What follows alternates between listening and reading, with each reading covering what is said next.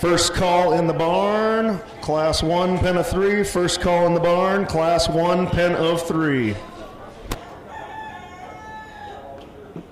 Not you.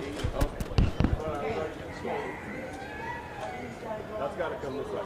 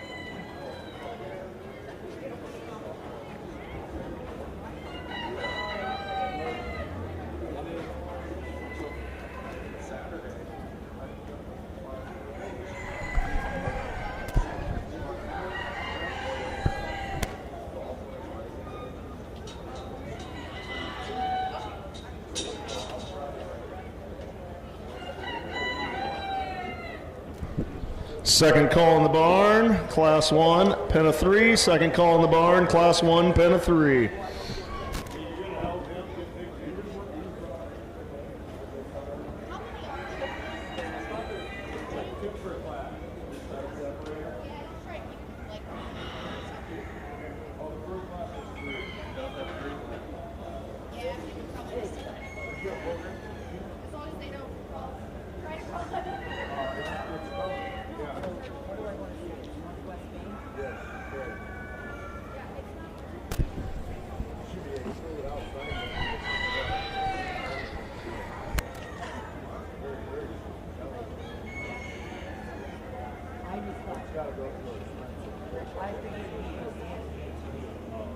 Okay, sorry, here it is now.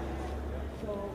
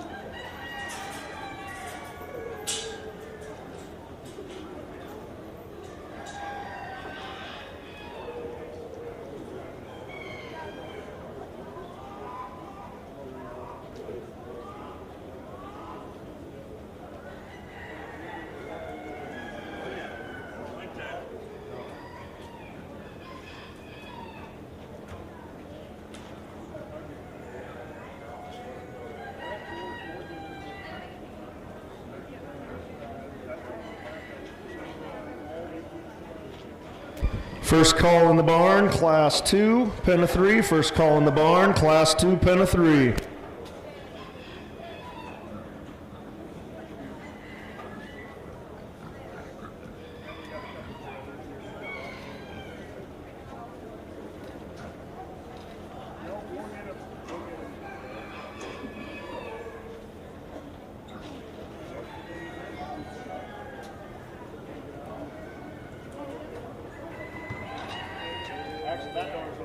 Oh, hey. I had the idea this morning of me up to the second chamber. Figure that might be Exhibitors in this class are Grayson Franken, Margot Scheidemann, and Kinley Franken.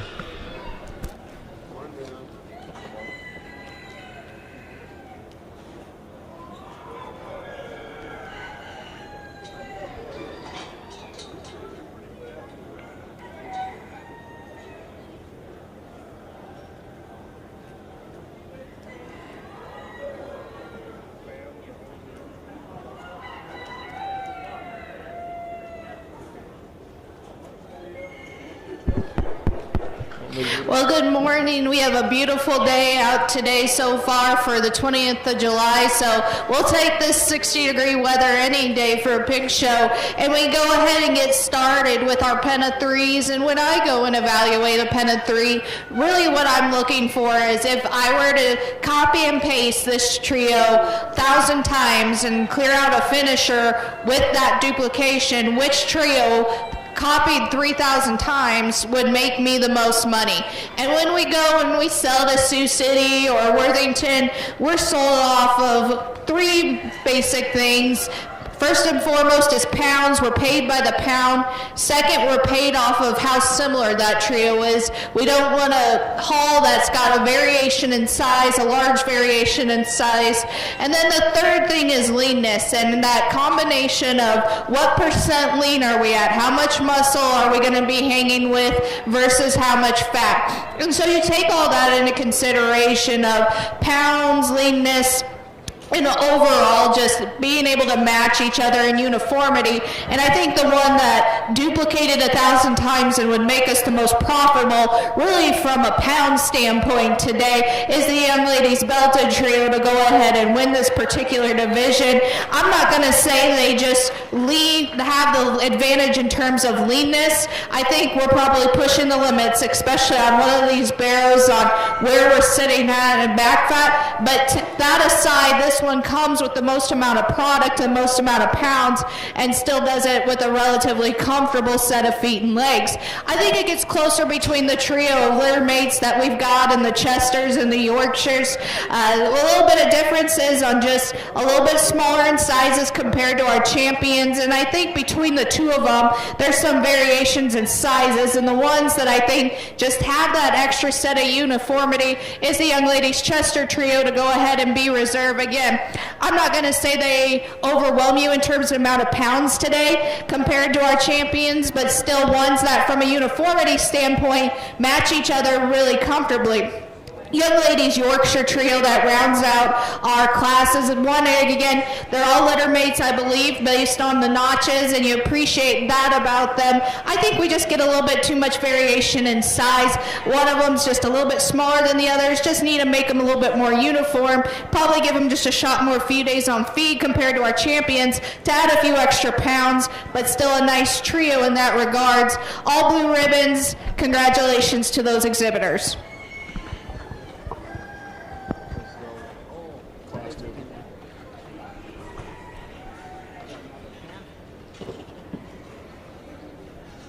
Third call, pen of 3, class 2. Third call, pen of 3, class 2. Winning that first class was Kinley Franken. Second goes to Grayson Franken, and third to Margot Scheidemann. Entering the ring now is Bodie Weber and Cale Weber. At the conclusion of this class, they will crown a champion pen of 3 between the two classes and a reserve champion pen of 3. First call in the barn, live Derby Swine. First call in the barn, live Derby Swine.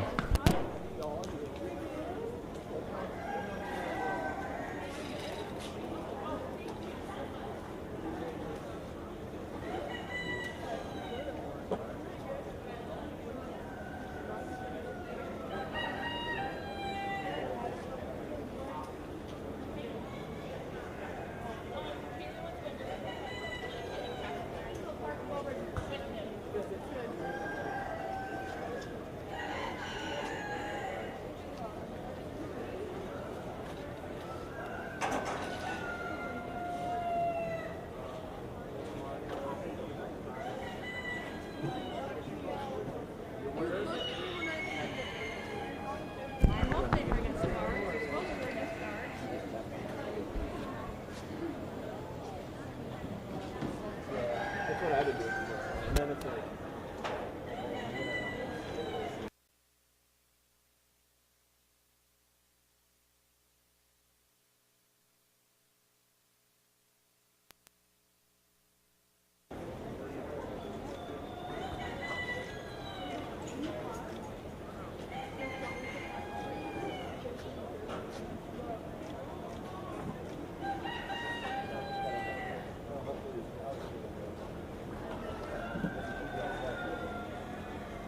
and then Ellie and I.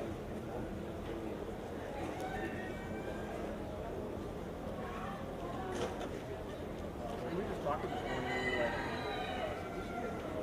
cameras, because that's what we were planning for this morning.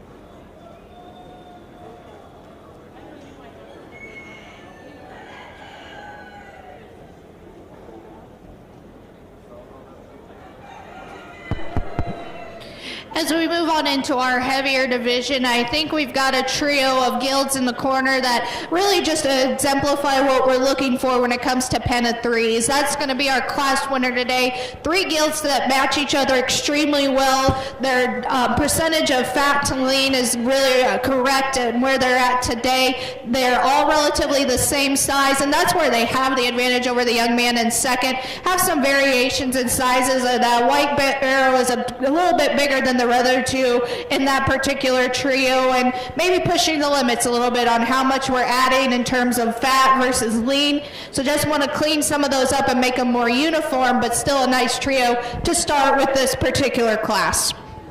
Both of them are blue ribbon trios.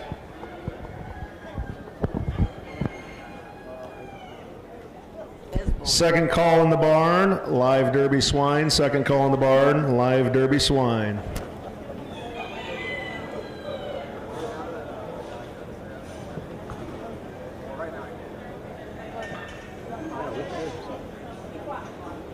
And this is going to the YouTube. Yeah, that's.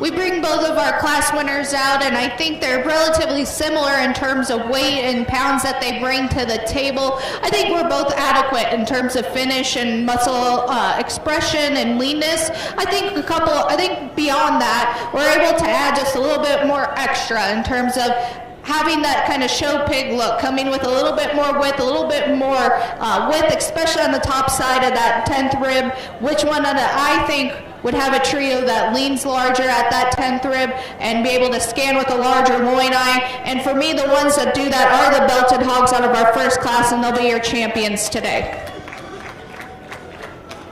That brings our chesters kind of into contention for reserve. And again, I appreciate how they're all relatively similar in the same size, but I think comparative, we have a couple more days on feed for this trio to really maximize their potential. For that reason, just from the pounds and products that they bring to the table, young man out of class 2 will be a reserve.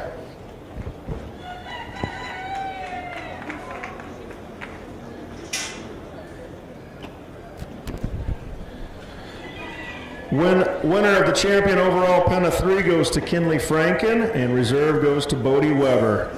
Entering the ring now are live Derby Swine. Exhibitors are Cale Weber and Lucas Hilbrands. With the Derby Swine and Marcus Carcass Swine, we've got some generous donors that offer some prize money. So those are Northwest Bank, Value Added, and Sioux Center Boar Stud.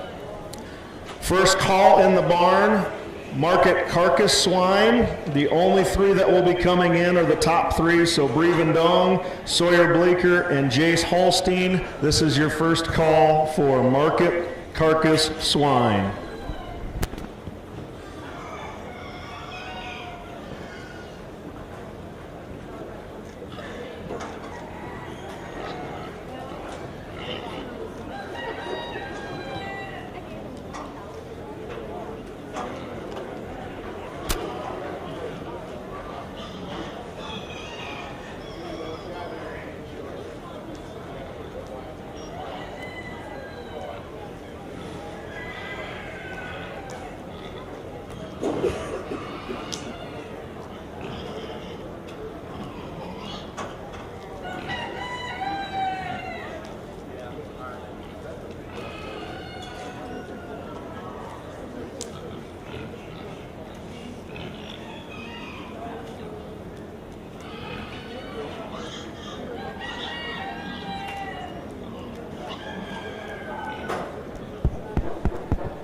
two really nice derby projects for this young man, and I commend them for kind of taking an extra step and making it a purebred type of project, because purebreds are a little bit harder when it comes to growth, and so to be able to get them both to this point is really a testament to that. I would say though, between the two of them, we definitely have some differences in sizes, but beyond just the sizing them out, I think the one that comes with more shape up high in terms of how he's adding that extra weight per day and adding lean versus fat is the young man's Duroc that's going to be our champion Derby hog today. Again, high rating, high growing type of hog, and for me just adds it in a more correct fashion in terms of putting on pounds of lean versus pounds of fat. The Berkshire project that the young man has in second, easy feeding type of hog and more correct off of his feet and legs compared to our champion, just runs out in terms of overall mass, and really from a day per day added lean in a day, starting to deposit more fat throughout versus more actual product and muscle. Second and third call in the barn for Market Carcass Swine. Breven Dong, Sawyer Bleeker, and Jace Holstein. The winner of that class is Lucas Hilbrand with the Duroc and Cale Weber with his Berkshire. Once again, for the Derby and the Marcus, we have sponsors, so the winners get some prize money. Those sponsors are Northwest Bank, Value Added, and Sioux Center Boar Studs. So a big thank you to them for donating to that.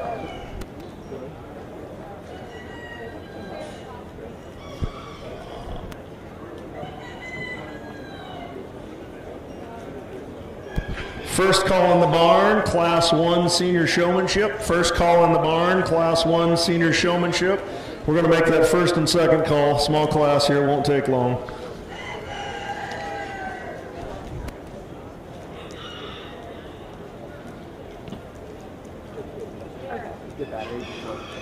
Oh, okay.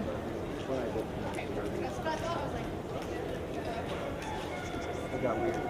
Okay. Glad I came back. I would have checked eventually. I was just going. Yeah.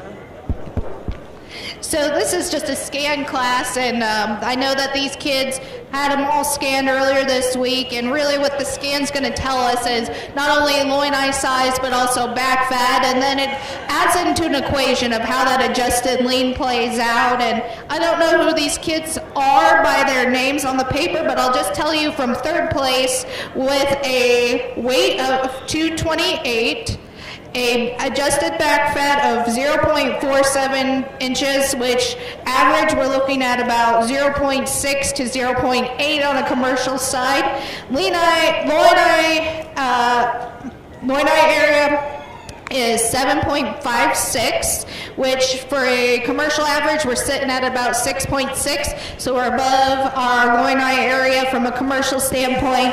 And a percent lean of 58.202 is Brie Van Dong. She is third place on the carcass scale. And then in second place, congratulations. Second place with a weight of 246, adjusted back fat of 0.84, an adjusted loin eye area of 8.11, which is a really good loin eye area just for reference, and a percent lean of 58.225. What I think kind of donged this one was the 0.84 inches of back fat. We probably need to get that down closer to 0.8, but still really good loin eye area, really good percent lean and good growth. Is Jace Holstein, will be your reserve market carcass pig. And your champion, weighing 236 with an adjusted back fat of 0.61 inches of back fat, really good back fat, right on target. Loin eye area of 7.75, again, we're shooting for 6.6, so well above that. And a percent lean of 58.319 is Sawyer Bleeker. He is your champion carcass hog. Congratulations to those three kids. Third call in the barn, Class 1 Senior Showmanship. First call in the barn, Class 2 Senior Showmanship. Winning that class, a market carcass swine, grand overall, Sawyer Bleeker. Second place goes to Jace Holstein, and third place goes to Bree Vendong. For your first class of senior showmanship, there are 5 exhibitors. Those are Carter Hoyer, Margot Scheidemann, Kale Weber, Addison Denowden, and Laney Franken.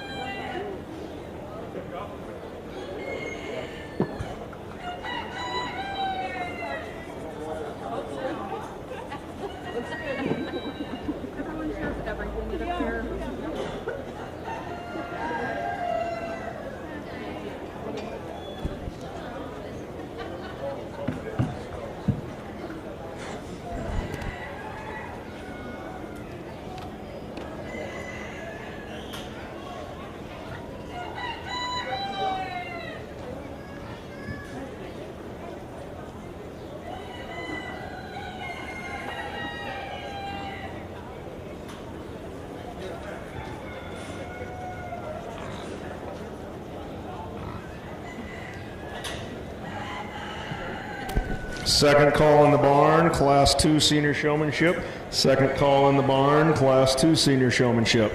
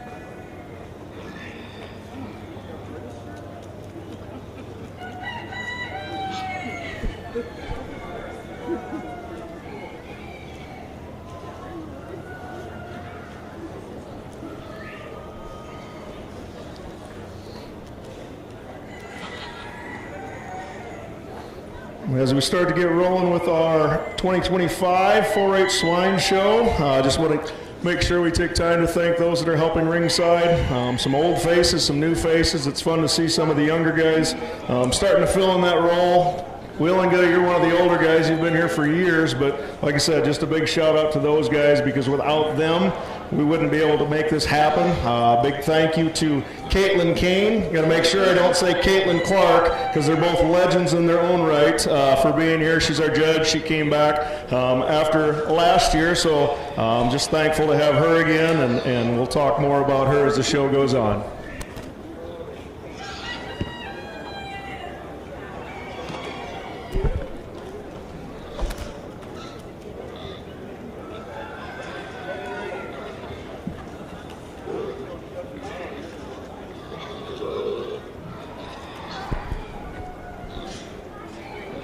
Third call in the barn, Class 2, Senior Swine Showmanship. Third call in the barn, Class 2. As we move on into our senior showmanship, we definitely have 5 individuals that do an excellent job of being calm, cool, and collected. I can tell that they've worked with the pigs. I think the 2 that we ended up keeping back are ones that just take it to another level in terms of being intense, getting there quickly, getting in front of me as quickly as they can. Young lady with the belted hog, you had a great entrance. Pig just wanted to give up on you. Young lady with the all-white hog, I just wish you had a little bit more control at times. I think that Pig is not as consistent in his movement, a little bit quicker, stop, go, so just want it to be a little bit smoother. And young man, I'd like to see just a little bit quicker pace, a little bit faster in intensity, but still kept 2 back that will go ahead and resort after this next class. But congratulations to all 5 of these on a job well done.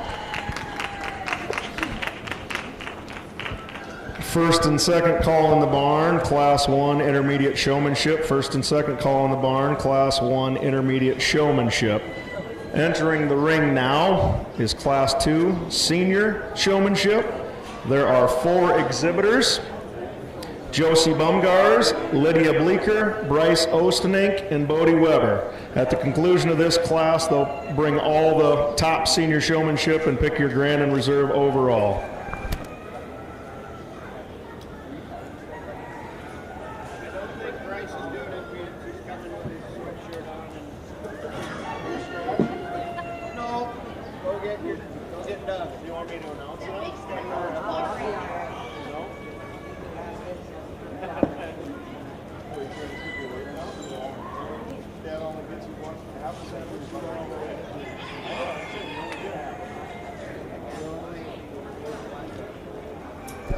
Correction, there'll be 3 exhibitors in this class. 3 exhibitors.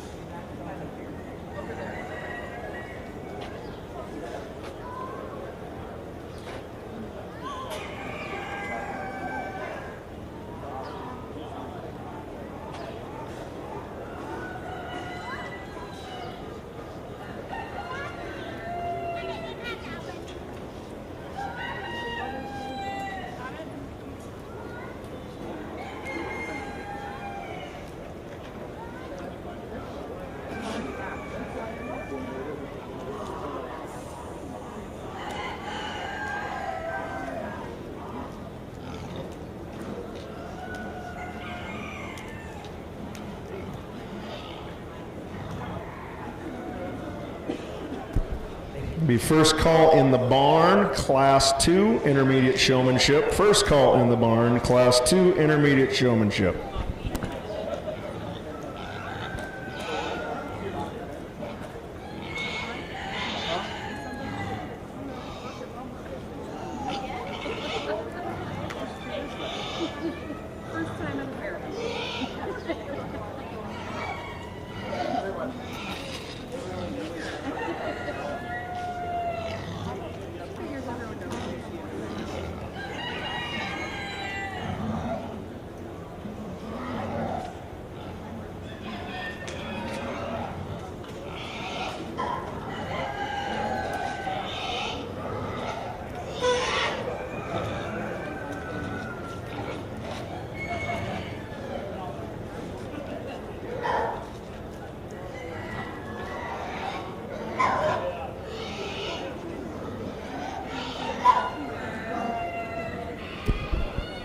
Third call in the barn, Class 1 intermediate showmanship. Third call in the barn, Class 1 intermediate showmanship. Ended up keeping the 2 young ladies back, and not anything against this young man. I think the pig's just starting to fight him a little bit more, not wanting to cooperate as much. So just what would separate him from the other 2. I would ask, as these young ladies are getting penned up, that the juniors, if you are a junior exhibitor, please come to the ring. I don't need a pig. I just want you. So again, junior exhibitors, please come to the ring and join me in the center of the ring.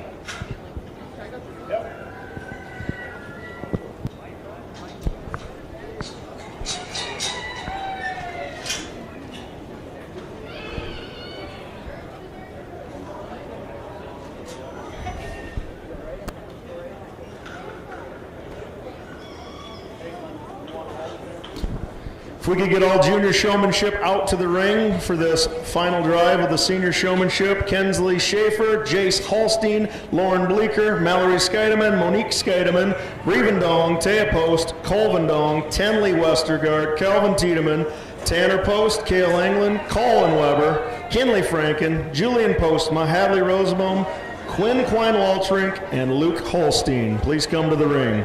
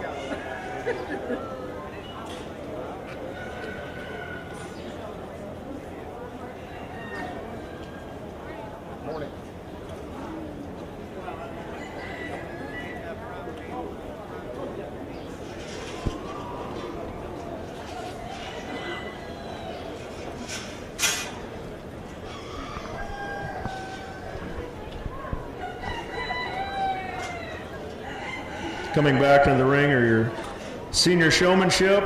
Caitlin will pick a grand and reserve overall. Exhibitors in this final drive for senior showmanship are Lainey Franken, Carter Hoyer, Lydia Bleeker, and Josie Bumgars.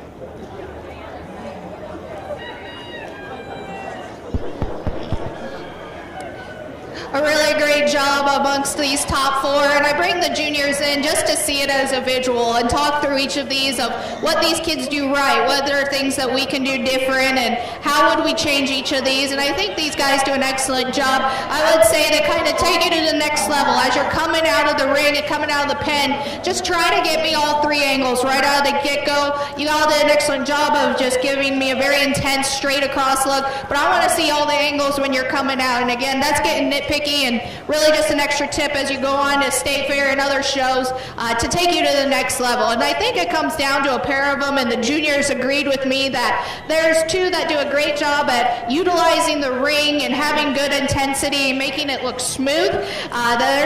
Between the two, I think we have some differences. I think one gets a little bit touchy with that free hand. Would love to see that free hand back by their hip, not on top of that gilt. And then the other one I think could pick up the pace just a little bit, but still, they both do an excellent job. Just to talk about the others, I'd like to see the young man kind of choke back on that whip ever so slightly and stay back by that hip to let that pig move forward. When we get too far in front of their shoulders when they see us and start backing up. And the young lady with the black-headed one is one that I think that pig's just starting to give up on you a little bit, honey, so just keep at it. He's just not one to be a show pig. So that being said, it comes down to a pair of them, and amongst the pair of them, we talked about the level of intensity and speed. I'm going to get off the mic and let the juniors go ahead and shake the hand of your champion senior showmanship.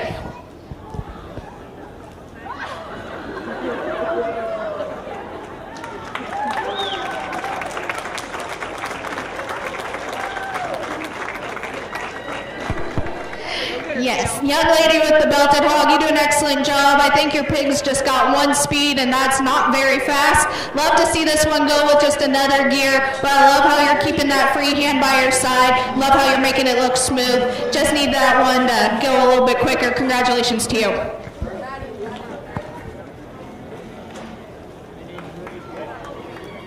We need three. Third place. Sorry, first-time judge out here. I didn't quite understand the assignment, but I think, again, between the two of these, we talked about the subtle differences and where one of these is green a little bit better than the other. Young man with the belted hog will be your third. Well, again, buddy, I just would like to see you choke back on the whip and stay back by that hip, but excellent job. Congratulations to you as well.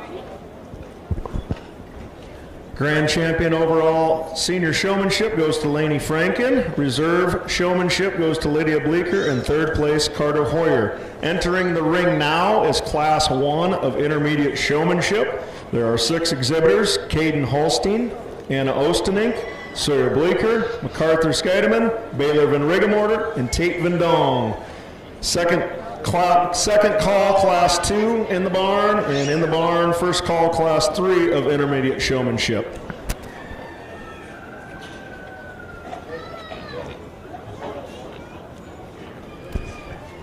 At the conclusion of these next 3 classes of intermediate showmanship, she will once again pick Grand and Reserve, and third place overall showmanship for the intermediate division.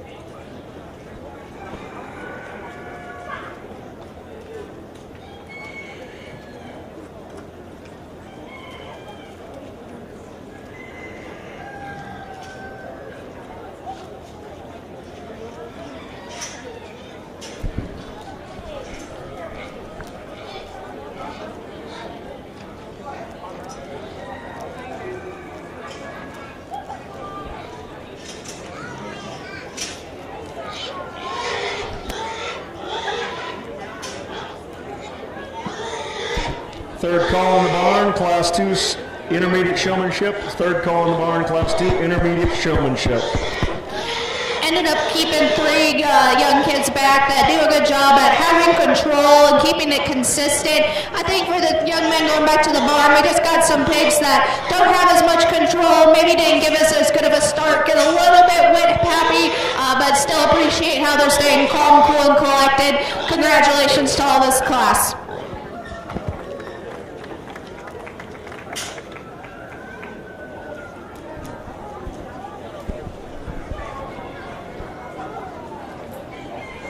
Second call in the barn, Class 3 intermediate showmanship. Second call in the barn, Class 3 intermediate showmanship. Entering the ring now, we have the second class of the intermediate showmanship. There are 5 exhibitors: Reagan Tiedemann, Owen Westergaard, Logan Fetters, Eli Eisma, and Grayson Franken.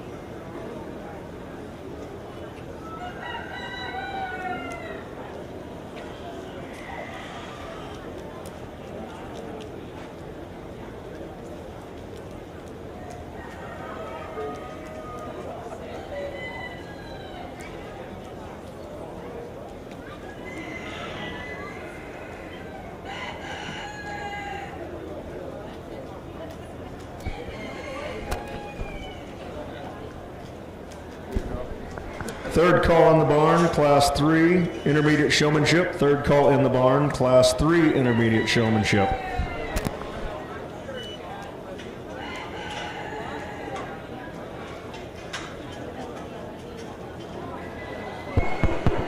Kept two individuals back from this heat, and I think again it comes down to having control and being in front of me and just making it look smooth. And I think one of them did an excellent job at giving me the entrance that I'm looking for, so anxious to see how it shakes out later on down into our drive. But congratulations to these three young kids as they head on back.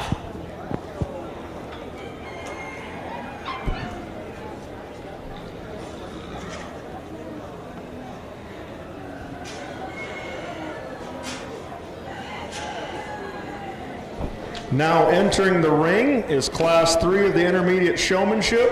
Class 3, there are 5 exhibitors: Lucas Hillbrands, Berkeley Franken, Mason Rosenbaum, Paisley Klein-Walterink, and Tyson Holstein. At the conclusion of this class, they'll bring in the top of each class and they'll pick a grand and reserve and a third place overall intermediate showmanship. First call in the barn, Class 1 junior showmanship. First call in the barn, Class 1 junior showmanship.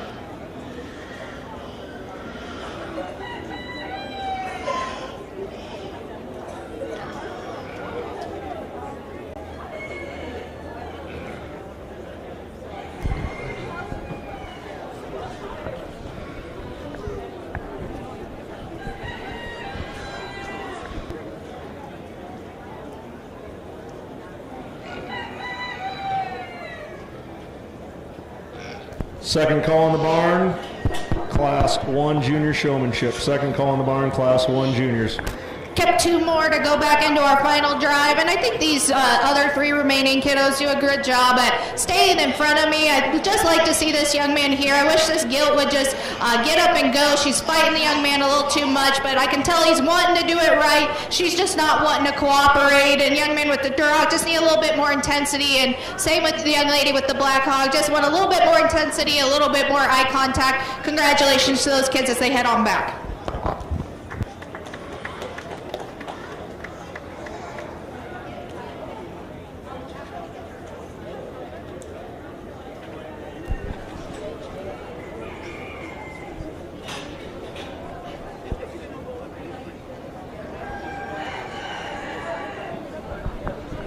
Entering the ring now is your final drive of the intermediate showmanship.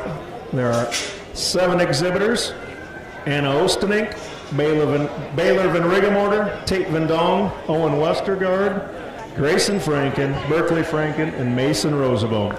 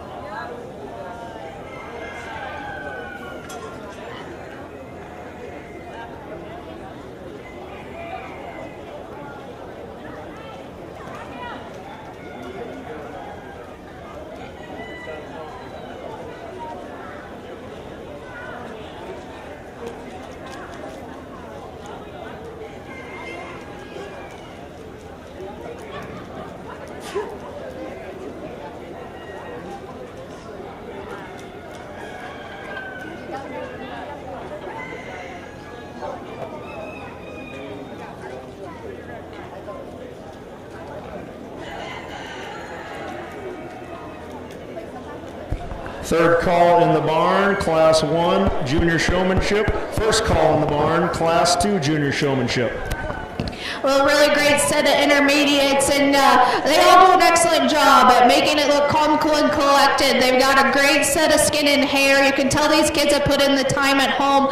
That being said, there's one that just kind of hit me and did a lot of things right. They gave me all the angles when they first came in. We brought them back out. They gave me all the angles, and as they're going on with the class and we get all of them back out here, their ability to read the ring and find the holes is really impressive, and was something that I look for when it comes to a showman. What I try to teach my kids is really it doesn't come down to skin and hair. It comes down to being able to read that ring, find your holes, and just give your pig the best chance possible to not get caught up in the heat of things. And that being said, the one that just adds that extra layer of ring awareness, having that extra speed, having great intensity, young lady here in front of me is our champion. I think there's a pair of them that really push each other for second and third. Between the two of them, I think one's just got a tick faster pace and able to just get up and go. The other one, I think, is really utilizing that ring and being able to find as much space as possible. And I think compared to our champion, maybe just didn't give us all the views that I look for with that first impression. And so that being said, the one that I think just is able to keep it calm, cool, and collected, not playing bumper cars with the rest of them, is the young lady with the blue belt. That'll be your reserve. Young lady over here with the traditional belt will be your third overall. At times, I just wish that you were able to get a better hole and be able to not get as caught up in the crowd. But all three of those young ladies do an excellent job. Really top tier showman on the top end. The kids going back, young lady with the white hog, you get a little too far in front of that shoulder when I just push you back. Young man with the calico want a little bit more eye contact, and the two young men leaving the ring would just like to see a second pace, a little bit more intensity. Grand Champion Intermediate Showmanship goes to Grayson Franken. Reserve goes to Anna Ostenink. And third place, Berkeley Franken. Entering the ring now, we have Class 1 of the Junior Showmanship. There are 7 exhibitors: Kinsley Schaefer, Jace Holstein, Lauren Bleeker, Mallory Scheidemann, Monique Scheidemann, Bree Vendong, and Taya Post. Second call in the barn, Class 2 Junior Showmanship. First call in the barn, Class 3 Junior Showmanship.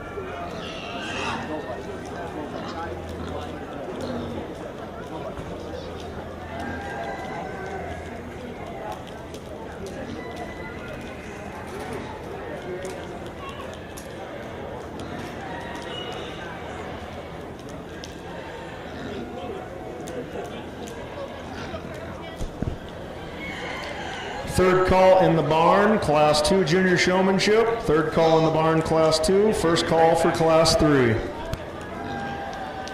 Creep at the corner.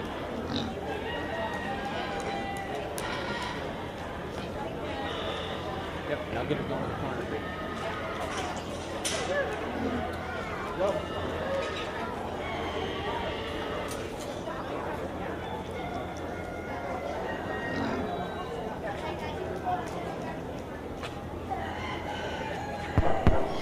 Again, as we move on into our juniors, just some differences in the experience here in the ring, and it just comes down to the kids that are able to get in front of me and have a little bit more intensity and control at this stage of the game, but still a great group of kids as they head on back.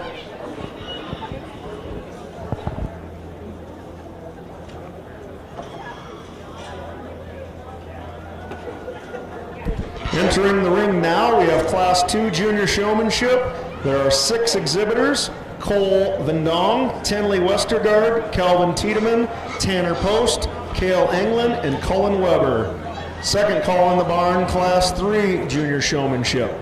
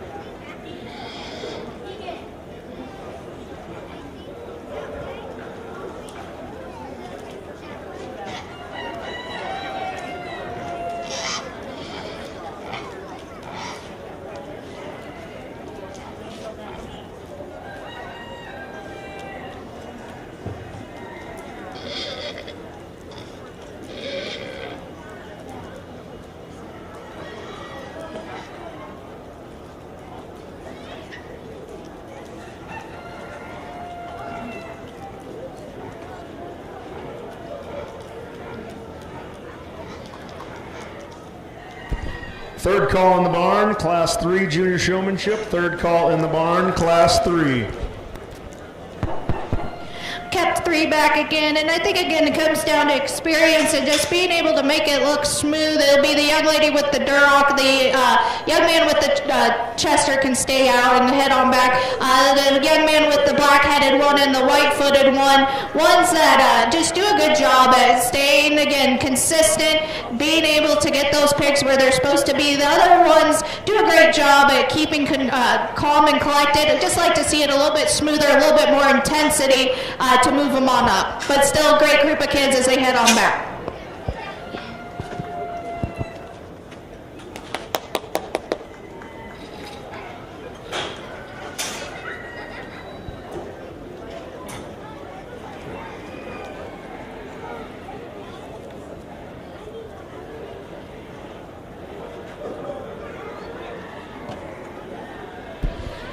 Entering the ring now, we have Class 3 of the Junior Showmanship. There are 5 exhibitors: Kinley Franken, Julian Postma, Hadley Rosenbaum, Quinn Klein-Waltrink, and Luke Holstein. At the conclusion of this class, we will pick a champion in reserve and 3rd place overall Junior Showmanship, and then we'll start rolling into our purebred breeding gilt show.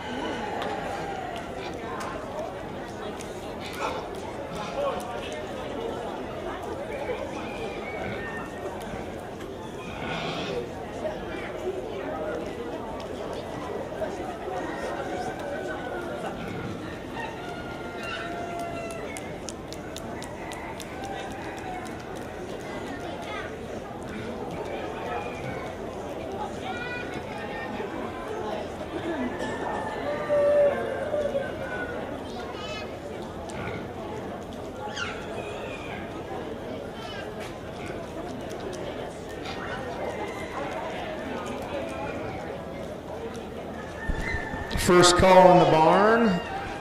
First class purebred breeding gilts, Berkshire. First call in the barn, Berkshire class purebred breeding gilts.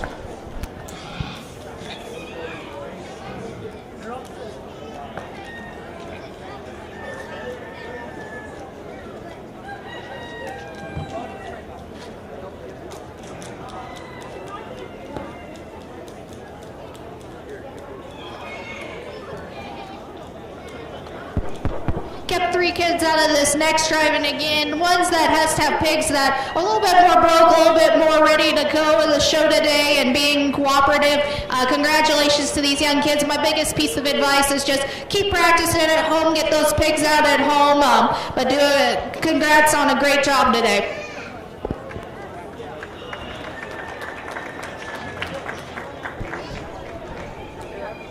Coming back into the ring for the final drive of Junior Showmanship. Coming out of Class 1, we have Jace Holstein and Breven Dong. Out of Class 2, we have Colvin Dong, Tenley Westergaard, and Cale England. And out of Class 3, we have Kinley Franken, Hadley Rosenbaum, and Quinn Klein-Waltrink.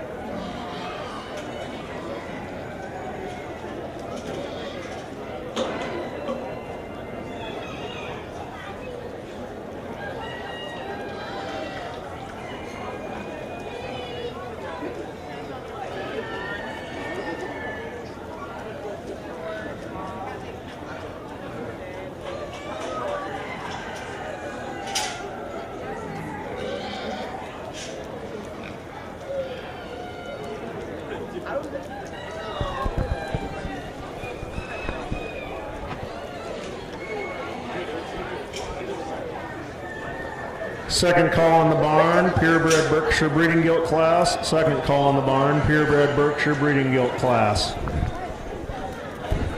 First call, Chester Whites.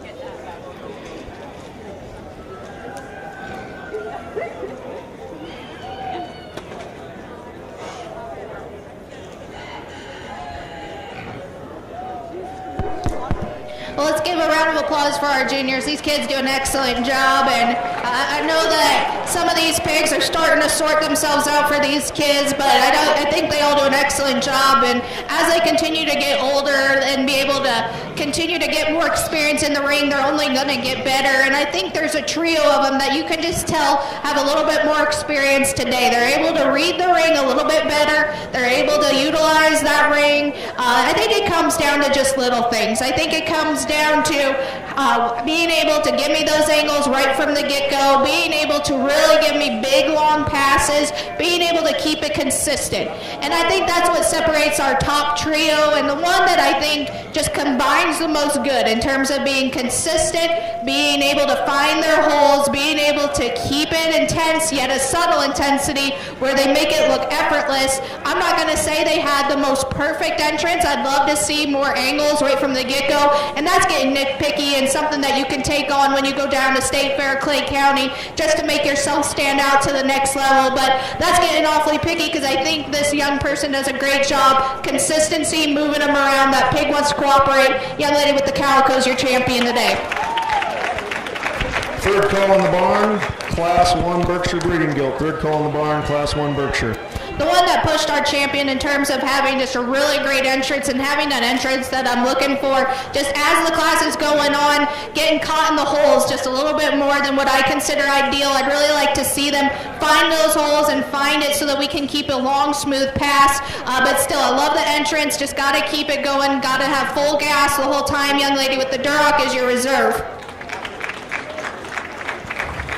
And then the one that falls into third is another one that does an excellent job at intensity. You can tell they're trying to exhibit this gilt to the best of their ability. At times, I think this gilt is just honestly kind of a spaz and doesn't really love the poles in the middle of the ring. I think she thinks they're poles of death, but I think the young person does a great job at working with what he's got and trying to just keep it as consistent. The pig's just not quite wanting to be as cooperative as the others. That's the young man with the black-headed. He'll be your third today. Again, great job to these kids. It just came down to little things of a little bit more intensity. The young lady's Duroc's just starting to fight her a little bit. Young man with the black hog, love to see you go with just a quicker pace. Young lady with the belted hog got a little too close to me at times. So again, little things that separate the rest of them, but they all did an excellent job. Give them a round of applause as they head on back. Champion junior showmanship is Hadley Rosebone. Reserve is Tenley Westergaard, and third place goes to Cale England. Entering the ring now, we have the Berkshire class, the purebred breeding gilts. There are three exhibitors: Barrett Bleeker, Carter Hoyer, and Lydia Bleeker. Third call in the barn, Class 2 Chester White purebred breeding gilt. Third call in the barn, Class 2 Chester Whites. First call Duroc breeding gilt class.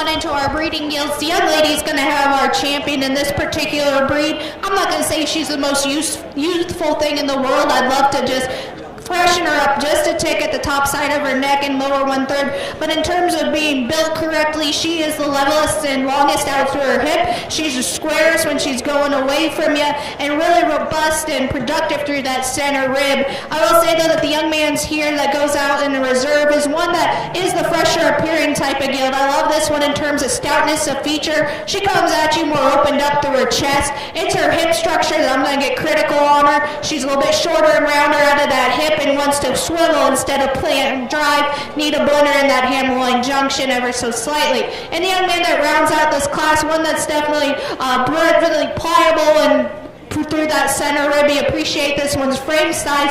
For me, gets a little too upright on both sides of her skeletons. Gives up some of that mass and dimension comparative to the ones that go above her.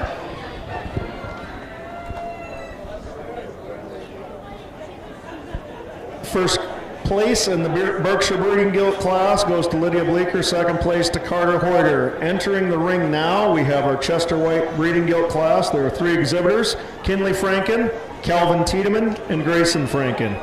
In total, there are 7 classes of the purebred breeding gilts. At the conclusion of the 7 classes, they'll crown a champion purebred breeding gilt and reserve overall.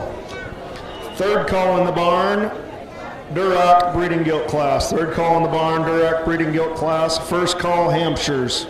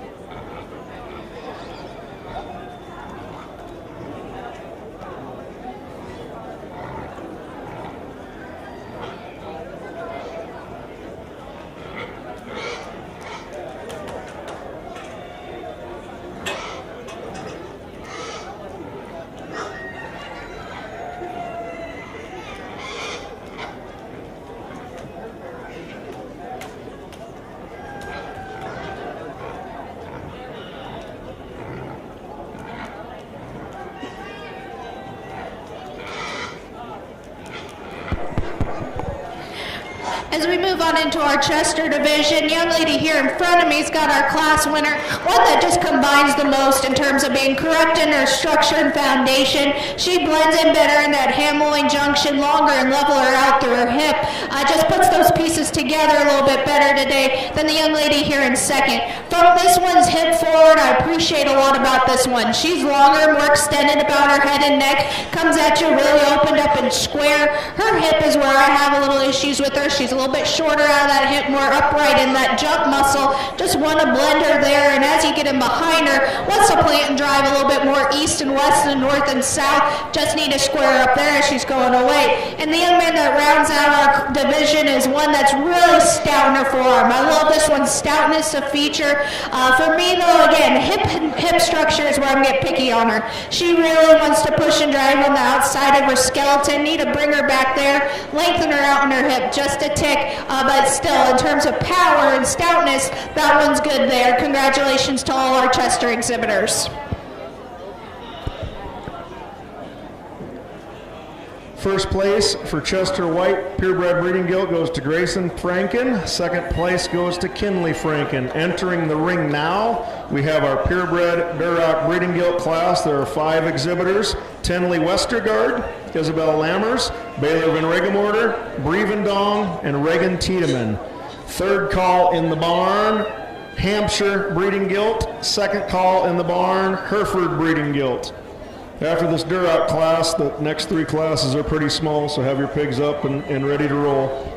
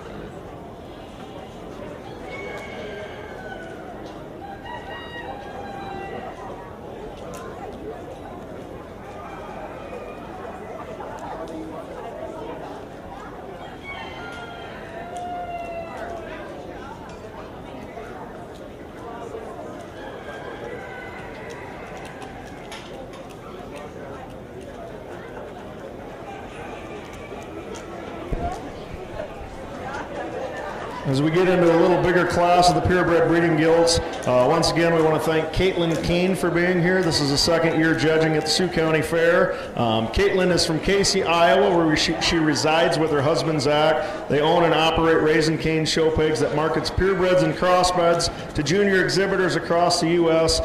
She competed in the 2015 Meat Animal Evaluation Team, 2016 judging team at Iowa State, graduated with a degree in animal science, and currently works at the National Pork Board as project manager for animal health and sustainability. She also serves on many junior livestock associations, including All Iowa Showdown, Heartland Throwdown, and the Iowa Swine Jackpot Series. Thanks again for being here.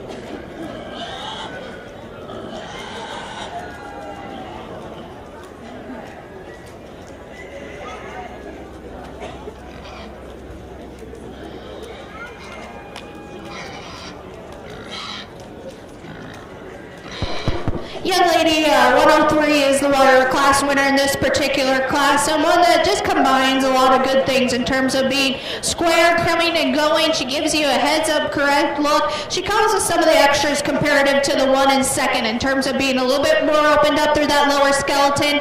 Comes with more bloom when you get on the top side of her rib design. Young lady does an excellent job at getting this one shown. Not to take away from the one that comes in second, because I love this one standing still, and that's kind of what she's wanting to do right now, is just stand still, because I love this one's angles. They all read correct. She's square coming and going. Simply put, she just runs out in terms of having as much width and dimension. Need to give her a shot more fill as well, but you read that one from a foundational standpoint and structure and build, that one puts a lot of good there. Young lady that comes out next, another young lady that does an excellent job at getting them shown. I love this one from her front 2/3. I love the bloom that she has through that center rib design. I love how tall she is at the point of her shoulder. Her head gets too short and upright. For me, doesn't want to just plant and drive with as much authority comparative to the ones that go above her, but still, again, front 2/3 are a really nice type of gilt for that young lady. In terms of robustness and dimension, this is the one that comes out in 4. I love this one center rib. I love how much width she has coming and going.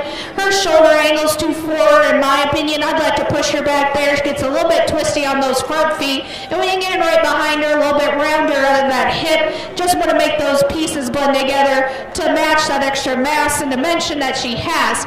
And the young lady that rounds out our class, one that's super productive and rugged in her appearance. For me, we got to fix her in her knee. She gets a little more in there, get her stronger in her top line, and help those pieces just blend together.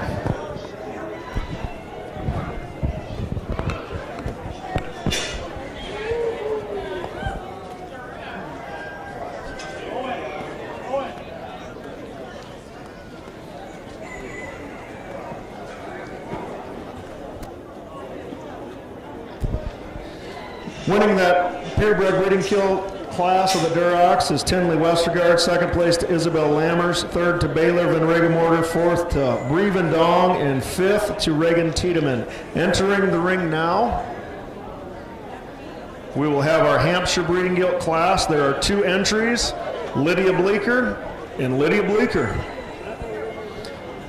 Third call in the barn, Hereford breeding gilt. Second call in the barn, Spotted purebred breeding gilt.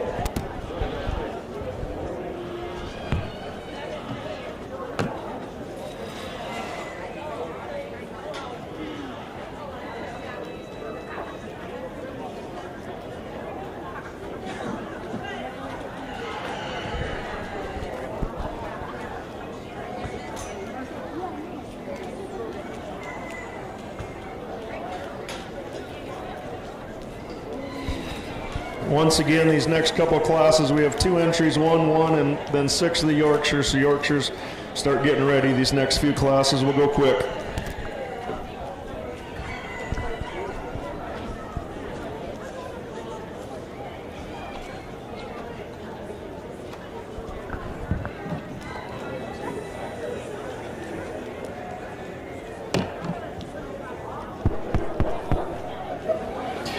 We'll get give and take in this pair of Hampshires, and I'm not going to say either of them are perfect. I'd like to tweak them each in an area, but I think the one that just comes a little bit fresher in their overall appearance, is taller at the point of their shoulder and more correct on those front feet, is the young lady right here in front of me that'll have your class winner. Again, she's not the EST in terms of being the boldest through that rib design. I'd like to rearrange her hip just a tick, but from there forward, she puts together a really correct package in how she's assembled on her front end, and having that extra shot of look as well. The young lady's big rugged one comes next. I love this one in terms of power and dimension, getting a little too plain in her overall appearance, a little bit throatier through her neck, and for me gets too twisty off of those front feet, and as well as getting a little bit rounder out of her hip, but still in terms of boldness and power, that one's really good there. Congratulations to both these young ladies.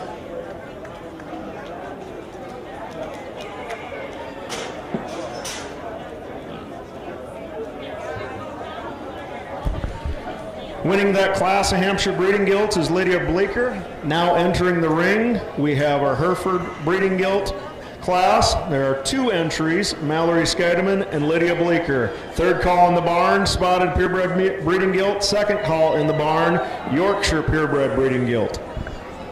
At the conclusion of these classes, we will have a final drive for a champion purebred and reserve champion purebred breeding gilts.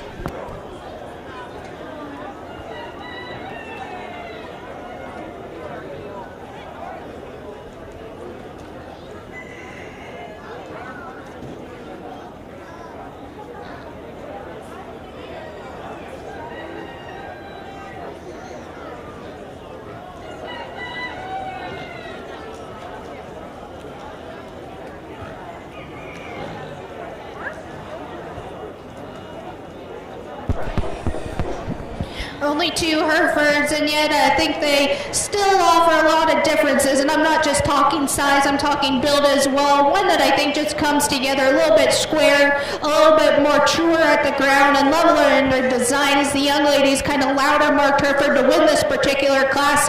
Again, she's not perfect out of her hip and hind leg, but from there forward, she puts a lot of good pieces together, especially in terms of being opened up and powerful and level in her design. The young lady rounds out the class with one that's a little bit more youthful and immature in her appearance today. I think maybe just giving some days on feed and really let her blend in and grow will let this one really show her full potential. She's tall at the point of her shoulder, just kind of runs out in terms of groceries that she brings today.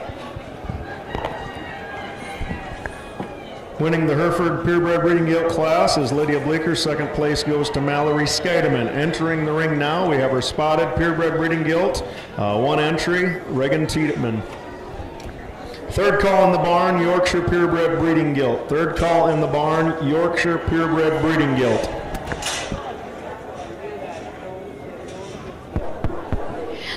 Only a lone spot entry today, and comes with lots of power in terms of feature and stoutness. Love this one's forearm, love this one's foot of bone.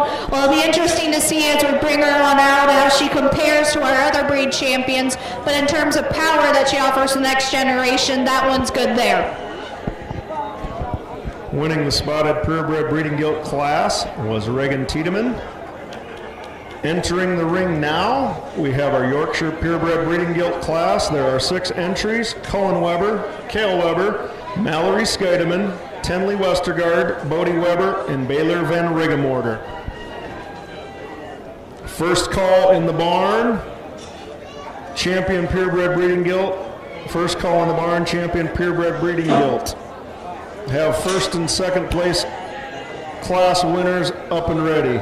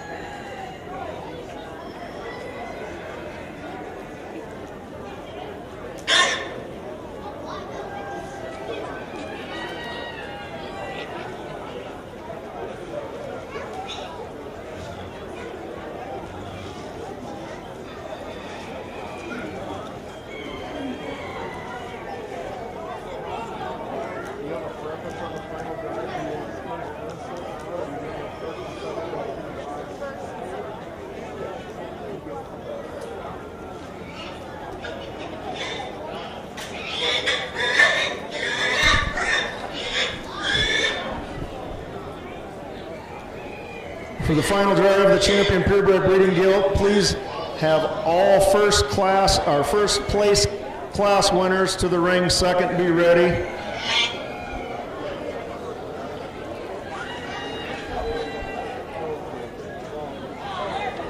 Those class winners out of Class 1 is Lydia Bleeker with her Berkshire.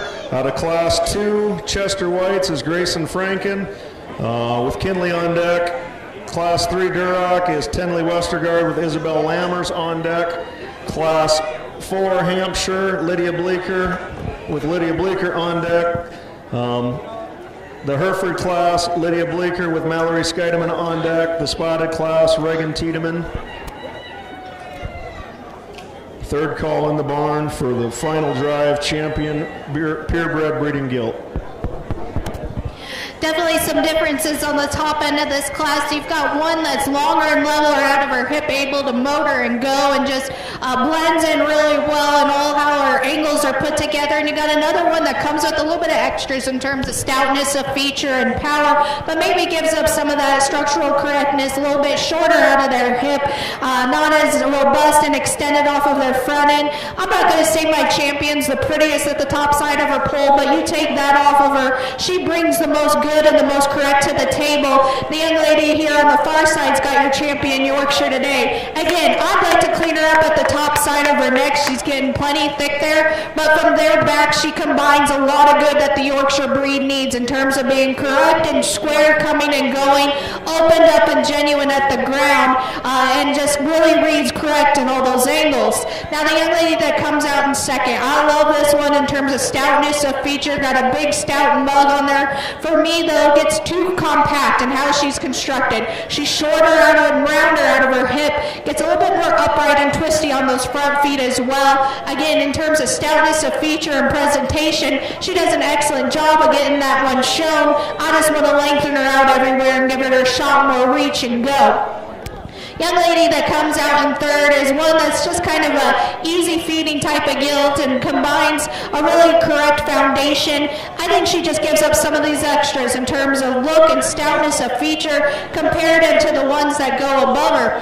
Young man that comes out in fourth, one that again has some stoutness of feature, again too round off both sides of their skeleton, really comes in at her chest, need a cracker open out there, and now she's going away as well. The young man that comes out next in fifth is one that's tall at the point of his shoulder, has some frame size, gets too concave coming and going for me. Just need to open her up in her lower skeleton, give her a shot more width and dimension. And the young man that rounds out our class, plenty pliable through that center rib, too forward in her shoulder angle for me, need to push her back there, lengthen and level her out of her hip. Congratulations to these young kids as they head on back. First place in that Yorkshire Breeding Guild class goes to Baylor Van Rigemorter, second place to Tenley Westergaard, and third place to Mallory Scheidemann.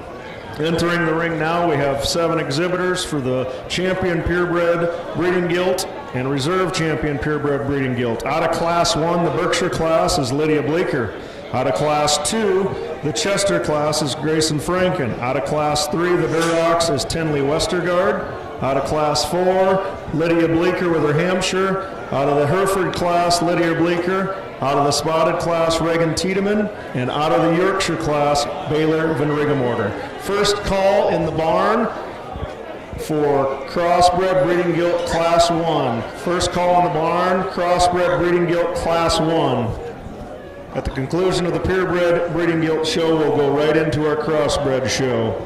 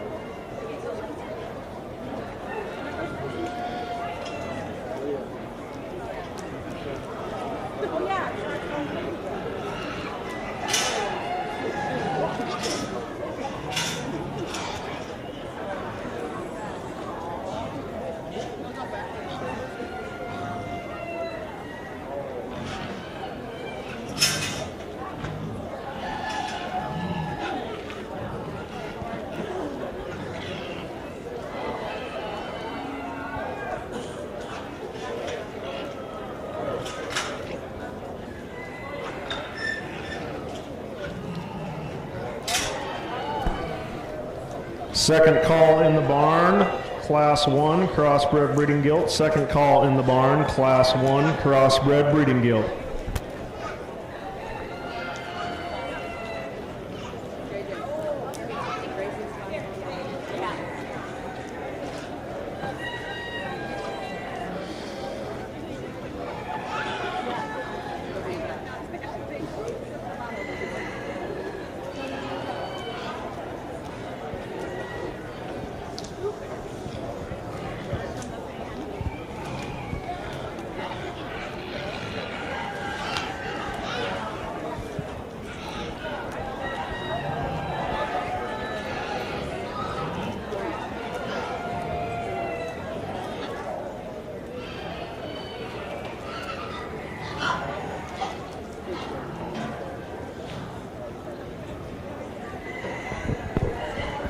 Third call in the barn, Class 1, Crossbred Breeding Gilt. First call, Class 2. Third call in the barn, Class 1. Third call, Class 2.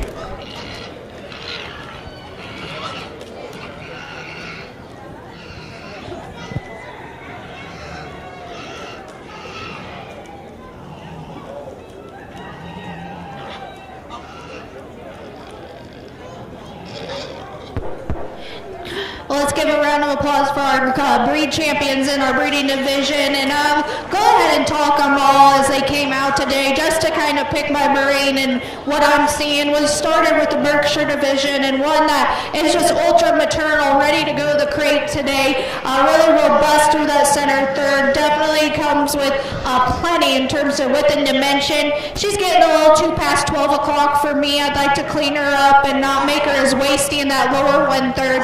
And as she's coming at you, gets a little bit more concave in how that knee's constructed.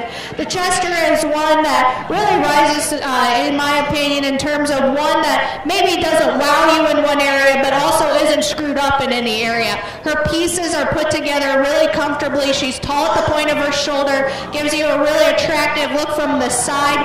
If I'm going to get picky on this one, I don't know. She just blends in perfectly in that Hamline junction, but I think relative to her age, that'll come.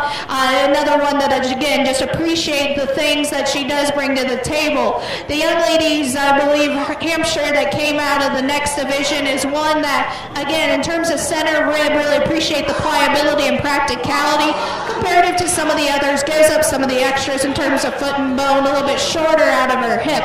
Hereford is one that front 2/3 are really intriguing about that creature, really good in that center rib design, level out in their top line. For me, again, gives up some of those extras and having stoutness of feature at the ground comparative to what she offers up high. The one that came out of our spot division was a lone entry, and we talk about that one having plenty in terms of stoutness of feature and power and bone. Gets too dry for her center rib for me today. I'd like to just give her a shot more belly. There's stoutner in her skull to be able to move her up. And then the young ladies Yorkshire is one that in that particular division, another one that just came with the least amount of faults in terms of being long and level in her hip level in her design. I want to clean up her front end structure. Gets really thick about her neck, starting to show her age just a tick, and gets a little twisty on those front feet. The Duroc, I don't know if I talked about that one yet. I might have skipped over that one. But again, another one that from the side is a little more youthful in her overall appearance, really fresh and well presented. I love how tall she is at the point of her shoulder, and her front 2/3 are really intriguing. Her hip is, again, where I'm going to get a little picky on her, gets a little bit shorter out of her hip comparative to a couple others, but I think, again, as time goes on, she comes at you so opened up and square. You appreciate that about this one. So that's kind of how I read them. I'll go ahead and shake your champion today for this particular drive and bring out the second place in that class. But again, a nice division drive for our breeds. Let's give them all a round of applause.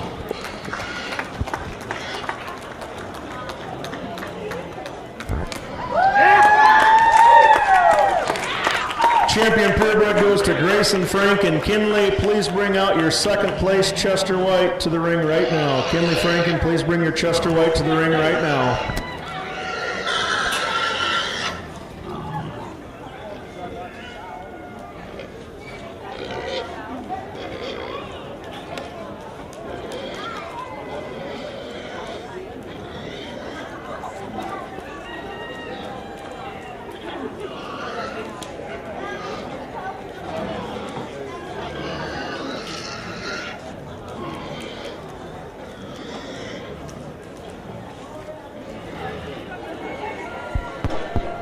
We bring out our reserve Chester, and I think front 2/3 mimic our champion in a lot of ways in terms of being tall at the point of her shoulder and attractive through that front 1/3. There's another one out here, though, that I think pushed our champion, and I think as time goes on and she grows into her skeleton, I think her hip and hind leg will only get better. Today, she just looks a little bit more raw and immature for me compared to our champion. That Duroc will be your reserve.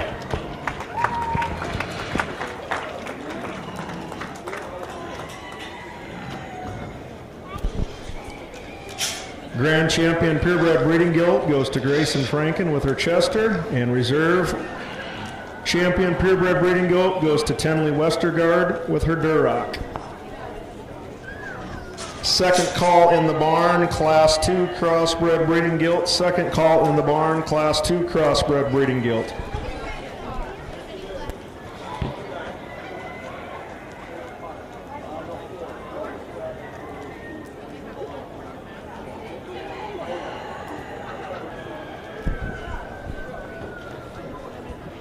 There are 4 total crossbred breeding gilt classes. Entering the ring now is Class 1. We have 6 exhibitors. Range of weight 174 to 206. Exhibitors are Laney Franken, Colvin Dong, Carter Hoyer, Grayson Franken, and Laney Franken.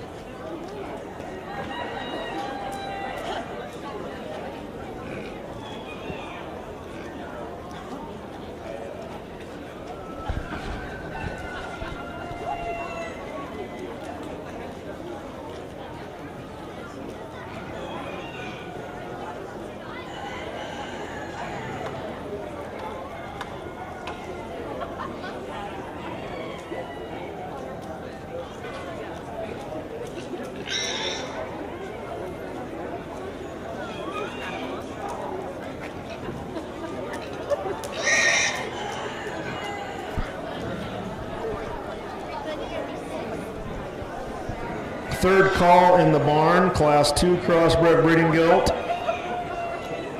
First call in the barn, Class 3 crossbred breeding gilt.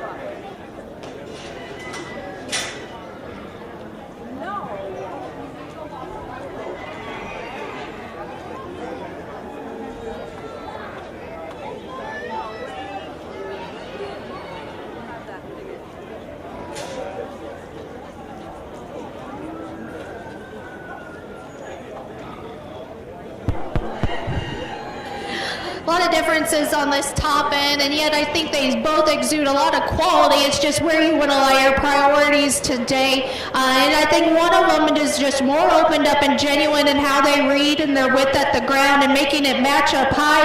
I think another one blends taller at the point of their shoulder and just more extended there. I think they both could handle just getting the shot square when they're going right away. I think one, her color's not helping her cause and makes it look worse than it actually is. But still, you kind of put those two together, and the one that I think reads more correct in terms of being opened up and genuine in their width at the ground, longer out of their hip, and able to come at you more opened up and square from their knee, is the young lady's belted gilt to win this particular division. Like a lot of things about this one, she's a little bit more quicker in her overall maturity pattern compared to the calico that's going to go reserve. I like this one in terms of her front 1/3. She's tall at the point of her shoulder, extended through her head and neck, coming and going. She gets a little bit more concave in how she's constructed. Just want to ply her apart at the ground, make her match her width up high at the ground. Young lady does an excellent job getting this one shown. Again, a very close, high quality top pair. Just came down to minute things and where you want to lay your priorities for me. Young man that comes out next is one that's really robust through this one's center cavity. I love this one's center. I love this one's width and dimension. Gets a little too forward in her shoulder angle for me. I want to push her back there, open her up in her chest to be able to move her up any higher, but from there back, opened up and square, coming and going. Just need to make her better looking. Young lady comes out next and does an excellent job here in 4 to get this one shown. For up 2/3 of this one, I like a lot, quite a bit. Besides her ear set, I want to push her ears back just a tick. But one that's shown to a T, really fresh in her overall appearance. You get in behind this one, we got to square her up from hip hop to ground. Hop placements going a little bit more east and west for me. Young man that comes out next, one that, again, front 1/3 is really intriguing. I love how tall she is at the point of her shoulder. I love her stoutness of feature. Young man does a good job presenting her. Has lots of shape when you get right on top of her. For me, though, we got to fix her in her structure. She's shorter and rounder out of her hip, really wants to plant and drive on the outside of her skeleton as you're going away from her. Got to bring her back in, give her a shot more center as well, a little bit drier through that center rib. And the young man that rounds out our class has got one that's really robust and practical through that center rib. Gets a little too forward in that shoulder angle and twisty when she's coming right at you, and shorter and rounder out of her hip as well, making her go a little bit more east and west out of that hawk placement.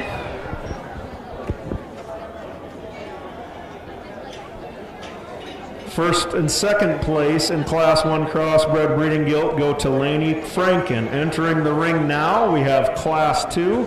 There are 5 exhibitors: Carter Hoyer, Paisley Klein-Walterink, Josie Bumgars, Lainey Franken, and Anna Ostenink. Third call in the barn, Class 3 crossbred breeding gilt. Third call in the barn, Class 3 crossbred breeding gilt.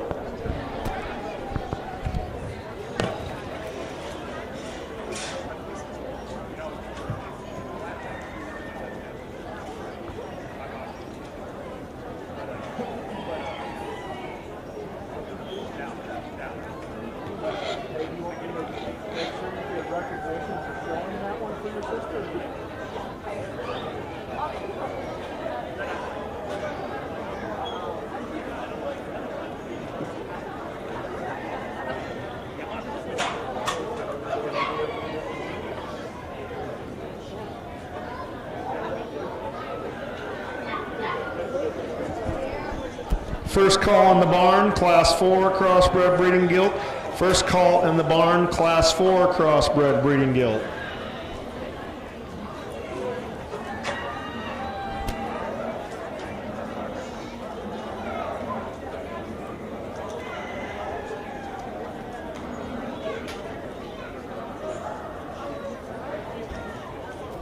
Slight correction to the program, just for clarification, there are only 4 classes of crossbred breeding gilts.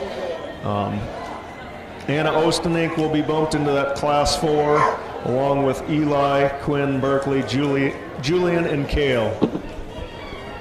First call for that Class 4.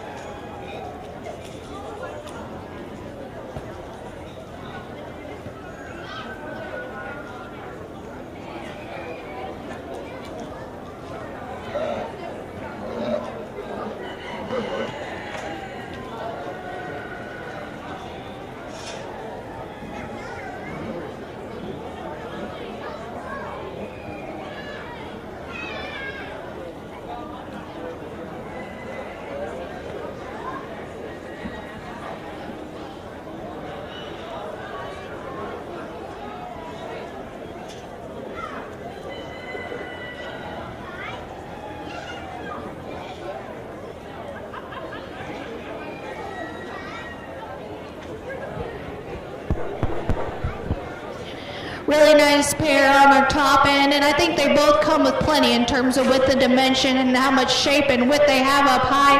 And it comes down to structural things that separate this pair. One's longer and leveler out through their hip, more correct in that shoulder angle and how they're assembled there. I'd like to clean her up in her neck ever so slightly, and maybe doesn't just wow you in terms of front foot size, but the young lady here in front of me's got one that from the side just puts those pieces together a little bit more correct. I love this one's length of hip. I love how she blends in her top line. She's more correct in that shoulder angle. I will say young lady here in second does have one that's fresher in her front end, more cleaner out through that head and neck. For me though, gets a little bit piecier on how she's assembled. Gets a little bit more forward and twisty on those front feet, and I'd like to lengthen her out of her hip just a tick. Gets a little bit rounder and upright there comparative to our champion, but in terms of power, dimension, and being presented to a T, that one does a really good job there. Congratulations to both of those young ladies. Young man's Blue Hog that comes out next. Another ultra power packed one that comes with plenty in terms of width at the ground through her chest, plenty of shape as you get up high. Another one that from a structural standpoint we got to tweak in a couple areas. Gets a little soft and twistier off of those front feet, getting behind her gets a little bit more east and west and where she wants to plant and drive. Young lady's black-headed one that comes out next. Ultra robust and powerful. Love this one when you get on top of her in terms of her center rib shape. Ultra opened up. It comes at the expense of her structure. Gets too upright off of her front end, a little more forward to that shoulder angle. And when you get in right behind her, really shorter out of her hip, not able to just plant and drive with as much authority off of her rear too. And a young lady that rounds out our class is one that's probably fresher in her overall appearance to the some that go above her. But for me, another one that gets too upright off both sides of her skeleton. Got a little bit of a lymph node issue as well as we get in right behind her. But still one that's tall at the point of her shoulder and got plenty of frame. Congratulations to all those kids as we move on into the next division. First place out of Class 2 Crossbred Breeding Guild goes to Anna Ostenink. Second place to Laney Franken. Entering the ring now, we have our Class 3 of the Crossbred Breeding Guilds. There are 5 exhibitors: Kinley Franken, Cale Weber, Tate Vendong, Anna Ostenink, and Grayson Franken. Third call in the barn, Class 4 Crossbred Breeding Guild. At the conclusion of Class 4, we will crown our champion crossbred and reserve champion crossbred breeding guild.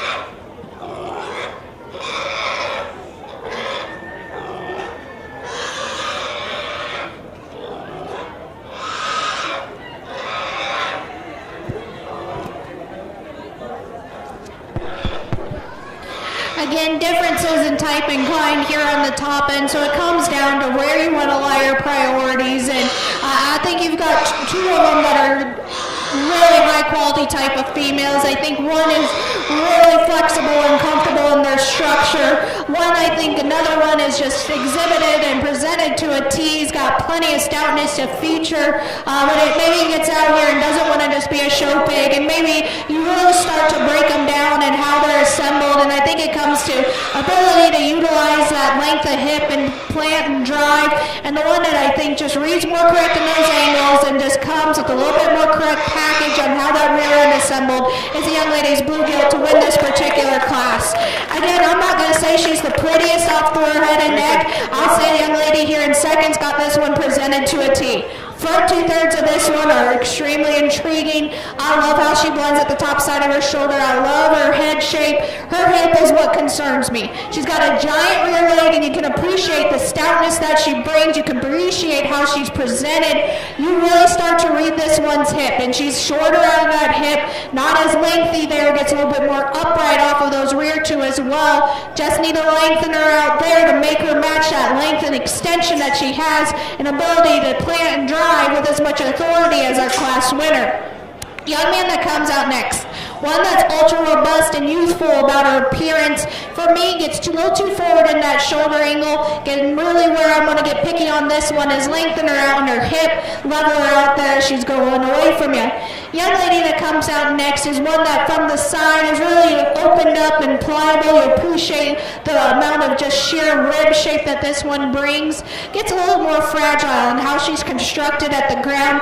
Need to pick her up on her front end, get her a stout, more feature, and when you get him behind her, gets a little bit more east and west and round her out of that hip. And young man that rounds out our class is one that's tall at the point of really opened up and pliable. Appreciate the amount of power this one has through her center. Gets too upright off both sides of her skeleton, a little bit more fragile again at the ground. Need to stouten this one in the feature and lengthen her out in her hip.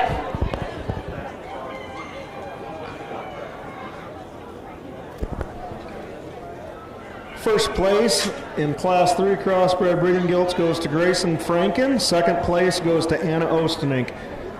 Entering the ring now, we have our fourth and final class of the Crossbred Breeding Gilts. There are 6 exhibitors: Eli Eisma, Quinn Klein-Waltrink, Berkeley Franken, Julian Postma, Cale England, and Anna Ostenink. At the conclusion of this class, we will crown our Grand and Reserve Champion overall Crossbred Breeding Gilt, and then we'll lead into our Purebred Market show.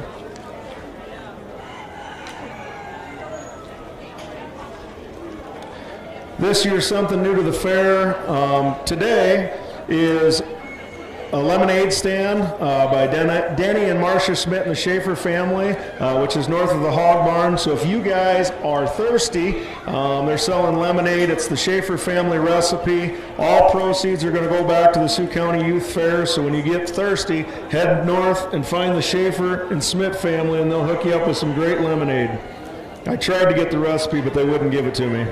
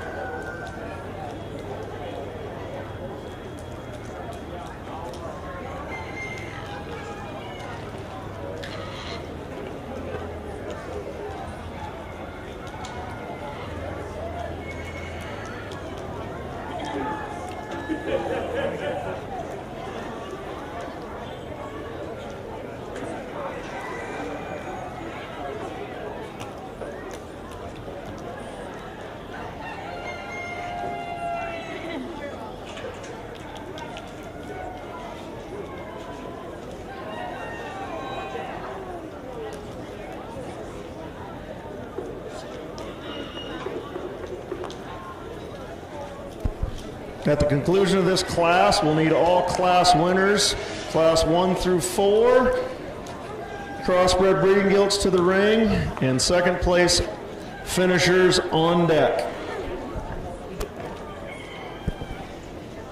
Third call for the final drive, champion crossbred breeding gilt, third call.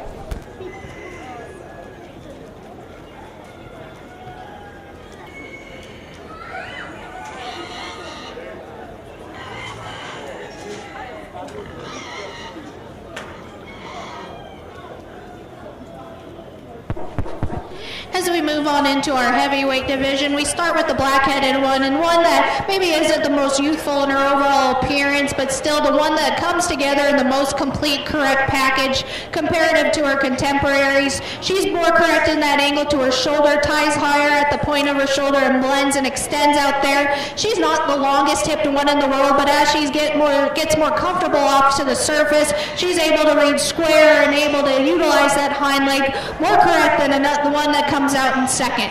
The one in second is the fresher appearing one, fresher in the top side of her skeleton. For me, it's her hip that I'm getting a little bit questionable on. She's rounder out of that hip, doesn't blend in that hip-loin junction as well, and really, I'd like to pick her up at the top side of her shoulder and just have all those pieces blend and come together with a little bit more balanced look from the side compared to our class winner. Young man's blue one from the side is presented to a T. I love how much shape that this one has, really opened up underneath. We got to pick her up on her front feet, gets a little bit twistier as she's coming right at you. And where she goes into second is when you're going in right behind her. She wants to plant and drive on the outside of her skeleton as she's going away. Need to bring her back in and make those pieces just more correct coming and going. Young man brings us a really pliable, big center blue one that comes out next. Gets a little bit more concave as she's coming right at you and at the ground. Just want to open her up in her lower skeleton, make her more genuine as she's coming and going. Young man's belted hog that comes out here in 5. One that's, again, ultra fresh in her overall just amount of shape she brings to the table. Need to just make those pieces all blend together. Open her up at the ground to make her match her width up high. And the young man that rounds out our class, one that's tall at the point of her shoulder, has some frame size, gets too upright off both sides of her skeleton for me. You need to stouten this one in her skull as well. Just make her more correct in how she's assembled. First place out of Class 4 goes to Anna Ostenink. Second place goes to Berkeley Franken. Now entering the ring, we have our final drive for the Crossbred Breeding Gilt. Out of Class 1, we have Lainey Franken. With Lainey Franken also on deck. Out of Class 2, we have first place went to Anna Ostenink with Lainey Franken on deck. Class 3, first place was Grayson Franken with Anna Ostenink on deck. And Class 4 is Anna Ostenink with Berkeley Franken on deck.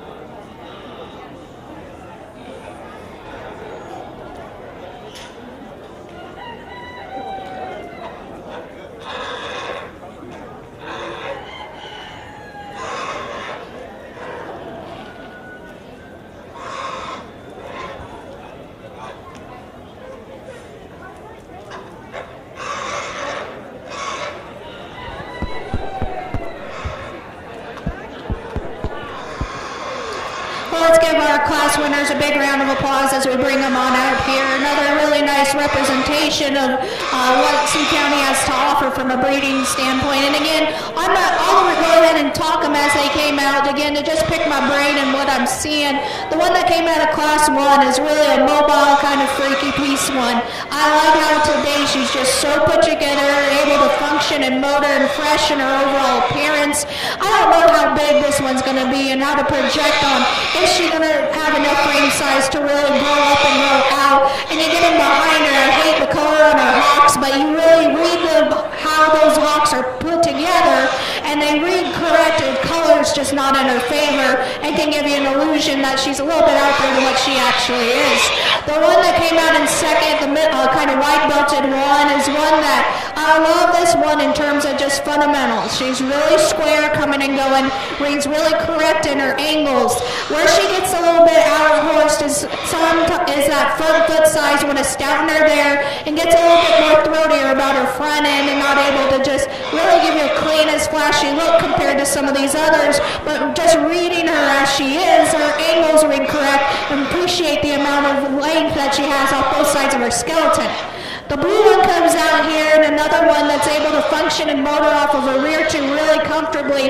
She's another one that I want to clean up from her head and neck, gets really thicker at the top side of her pole, and then really starting to really fight this young lady, and as she's fighting her, wants to plant and drive a little bit more east and west at times, and you get in right behind her. And the big one that rounded out is one we talked about, front two-thirds, loving a lot of pieces together. I love that at this stage of the game, she's able to hold that look together, or how much weight she's able to handle off of those front two-thirds.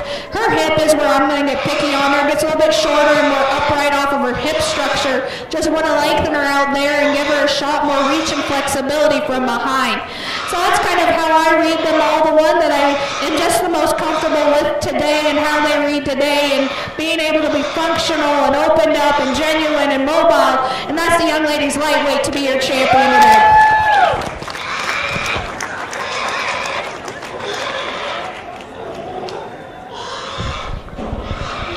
The third call in the barn, first class of Duroc Purebred Market Breeding Gilts.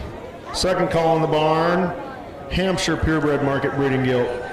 We need the reserve out of class 1, which is also Laney Franken.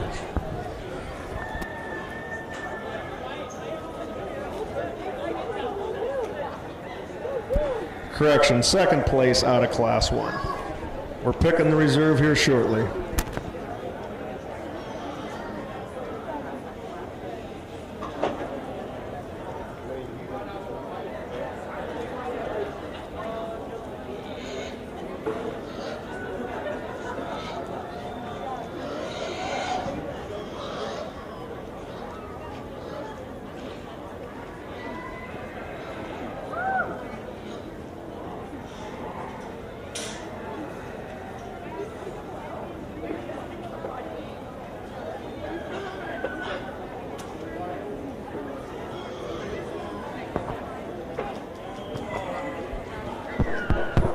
We bring out that reserve calico, and one that we talked about being kind of a freak on how she's put together from a design standpoint of being tall at the point of her shoulder and extended off of her front end.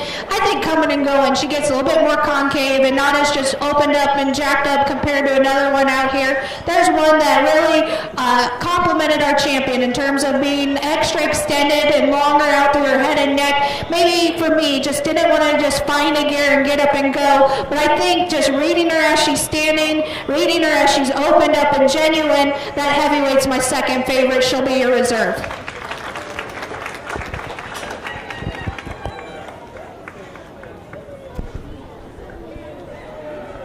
Champion Crossbred Breeding Gilt goes to Laney Franken, reserve champion Anna Ostenank. Entering the ring now, here shortly, we'll have our Purebred Market Gilt class Durocs, 2 exhibitors.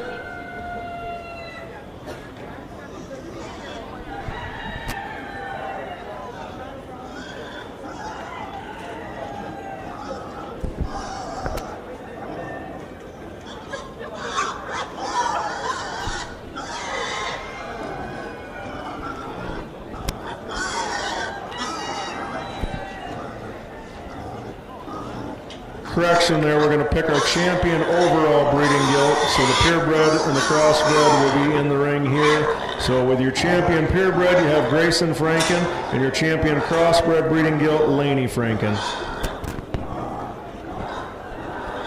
Third call in the barn, Duroc Purebred Market Gilt.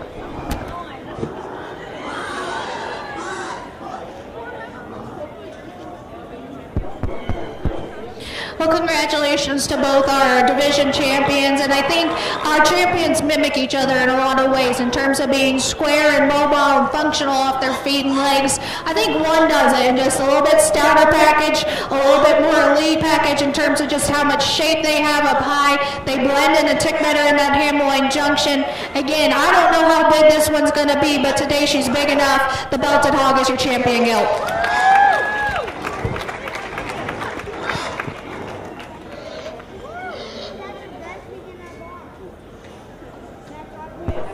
We bring out our reserve crossbred, and again, I know we're on a little bit opposite ends of the spectrum in terms of size and age, but I think she still brings a lot of quality to the table in terms of being square. She balances extremely well from the side. If I could just get her to function and go off of her rear to just a tick more comfortable and flexible, she would have ran away with this show because I think her front end is just really unique in how she's put together. She's my second favorite, and she'll be reserve.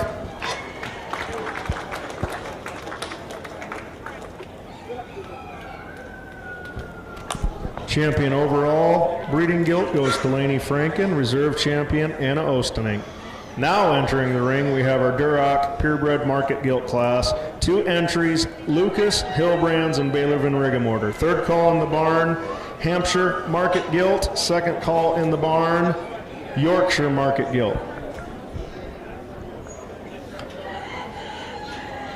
There are 3 classes total of the market gilts, purebred market gilts. So those will go quickly. Following that, we'll get into our purebred market barrows.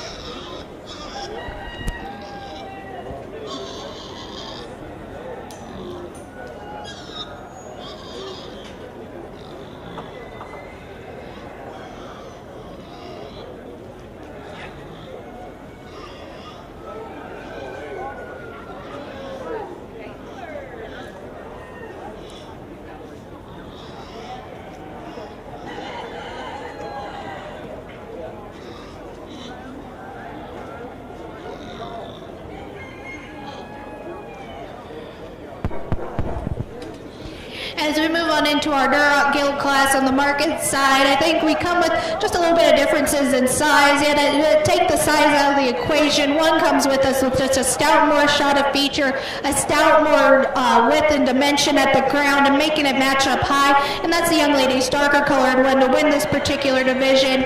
I'm not going to say that she's the most correct and flexible out of her hip and hind leg, but in terms of stoutness of feature and how opened up she is, she has the advantage over the one in second. I love how fresh this one is when you get on the top side of her skeleton. For me, though, coming and going, she gets a little more concave in how she's assembled. You need to open her up at the ground, give her a shot more feature and bone to move her up any higher.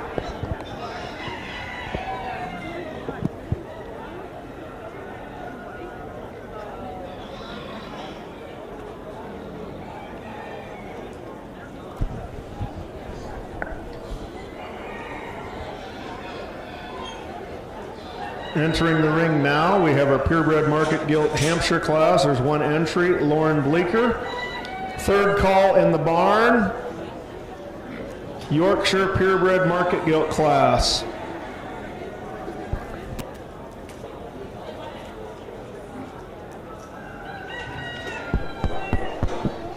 It's a shame that this one's off Belden and why they had to run her as market, because I think this one could have played really comfortably in that breeding division because she's really functional at both sides of her skeleton, really pliable and bold through that center rib.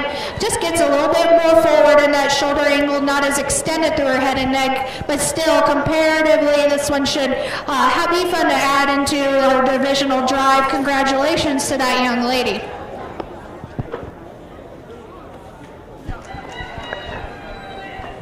In that last class with the Durocs, first place went to Baylor Van Rigamorter, second place to Lucas Hillbrands. This current class with the Hampshire, first place goes to Lauren Bleeker. Entering the ring now, we have our purebred market gilt Yorkshire class. There are 2 entries, Isabel Lammers and Bodie Weber. At the conclusion of this class, we'll pick a champion and reserve overall purebred market gilt, and then we will start in on our purebred market barrow show. First call in the barn, purebred market barrow, Berkshire class. First call in the barn, purebred market barrow, Berkshire class.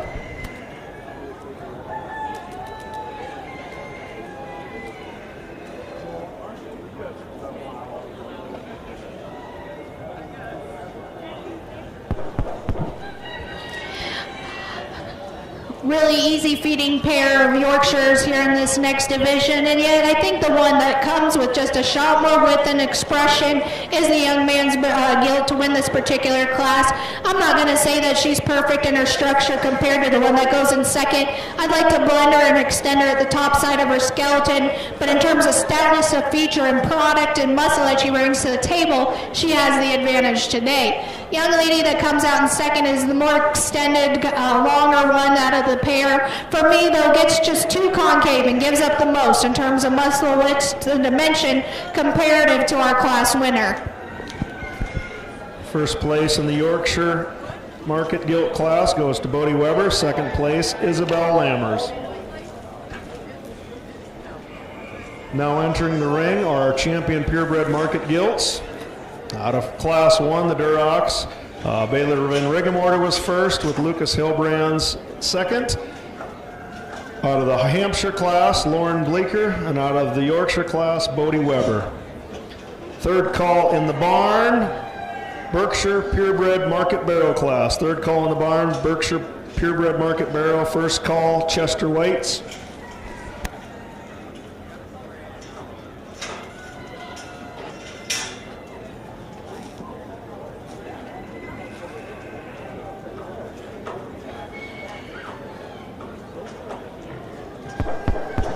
We bring out our purebred Market Gilts, and I think all these kids do a good job at getting these pigs to the fair weight that they need and getting them to the show. I think there's two of them that kind of started this division with a bang in terms of being square coming and going and really complementing each other in their look from the side. It was just minor things that separated them, and yet we bring them to the table for this final drive. They are the most correct in their structure, and they still read the most genuine and opened up in how much width they bring into the table. The Durocs are my favorite. We'll keep those together for your champion in reserve.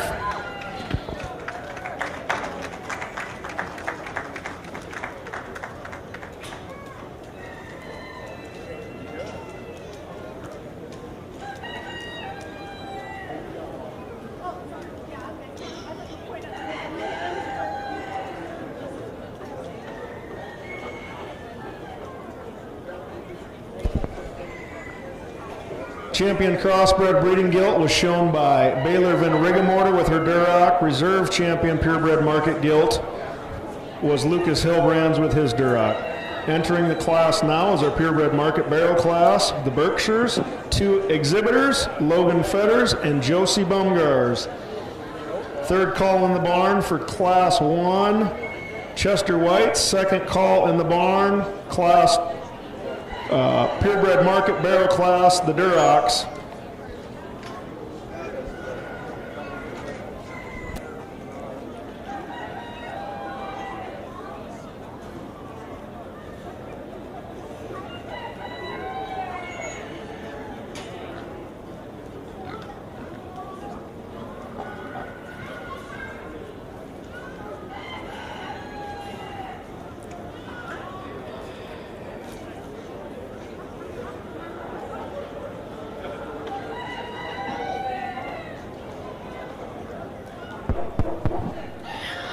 Only two in our Berkshire division, and they definitely are on different ends of the spectrum in terms of type and kind. One, I think, is more complete and ready to go today from a market standpoint. Another one, I think, is really fresh and expressive in their muscle pattern, but could stand to handle a few more days on feed to really maximize their potential and blend into their overall skeleton. The one that just comes together in a more proportional, ready package is the young lady's barrel to win this particular class.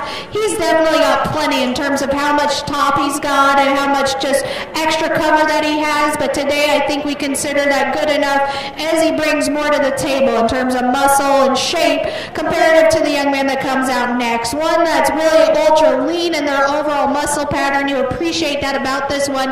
Appreciate the extra length and extension he has on the top side of his shoulder. This one just needs more days on feed to really fill out and maximize his potential to get to market ready. First place in the Berkshire Market Barrel class goes to Josie Bumgar. Second place, Logan Fetters. Entering the ring now, we have our Chester White Market Barrel class, one exhibitor, Grayson Franken.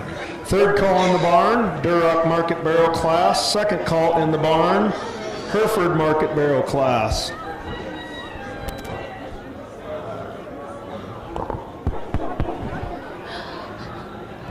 Well, my condolences to this young lady having 2 Chesters in the barn, because I know how loud and obnoxious those things are first thing in the morning, and you know that they're in the barn and you know when they're hungry, so kudos to you for not only having 1 but 2, because I can only imagine what your house sounds like at about 7 a.m. But one that is a lone entry yet could withstand some extra competition, because I think this one brings a lot of good to the table. He's complete in his overall structure, square coming and going, doesn't wow you in terms of look and how he's assembled on his front end, but still one that comes with plenty in terms of width and dimension and soundness for a lone entry. Get excited to see how that one compares into our final drive. First place Chester White Market Barrel goes to Grayson Franken. Entering the ring now, we have our Duroc Market Barrel class. There are 5 exhibitors: Baylor Van Rigemorter, Tate Vendong, Owen Westergaard, Kinley Franken, and Logan Fetters. Third call in the barn for Hereford Market Barrel class. Second call in the barn, Spotted Market Barrel class.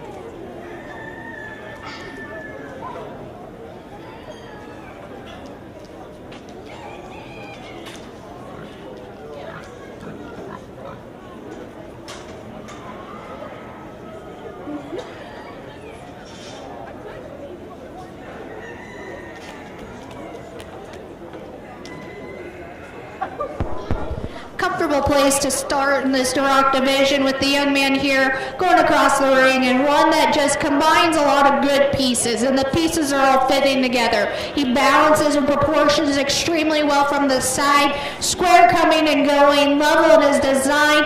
He's not just the most ultra shapely one when you get right on top of him, but I still think he comes with plenty in terms of shape and width and dimension to complement his problem-free build. Young man's darker colored one is one that does have that shot more shape when you get right up high. For me though, his hip structure is where I'm going to get picky on him. He's a little bit shorter and rounder out of that hip, and I'd like to just lengthen and level him out there to be able to plant and drive with his more authority compared to our class winner. Young lady's got a little bit smaller one that comes out next here in 3. I like this one from the side and how this one proportions and balances. I'm going to give this one just a shot more time on feet. Gets a little bit more concave in how he's coming at you. Want to just kind of open him up there and really just push the feet to this one to be able to maximize his potential. I appreciate him from a build standpoint. Young lady does a great job getting him shown. Just want to give him more days to really maximize where he's at. On the opposite side of the spectrum, young lady here in 4 is one that's got one that starting to show his age a little bit thicker about his neck, a little bit thicker about his pole. We're going to push him back in his shoulder angle and clean him up on his front 1/3 to move him up any higher. Similar sentiments for the young man that comes out next. One that's just a little bit past 12 o'clock, a little bit thicker through his jowl and head shape, gets a little bit softer on those front feet and softer on his top line, but still a pliable, easy feeding type of hog to round out this class.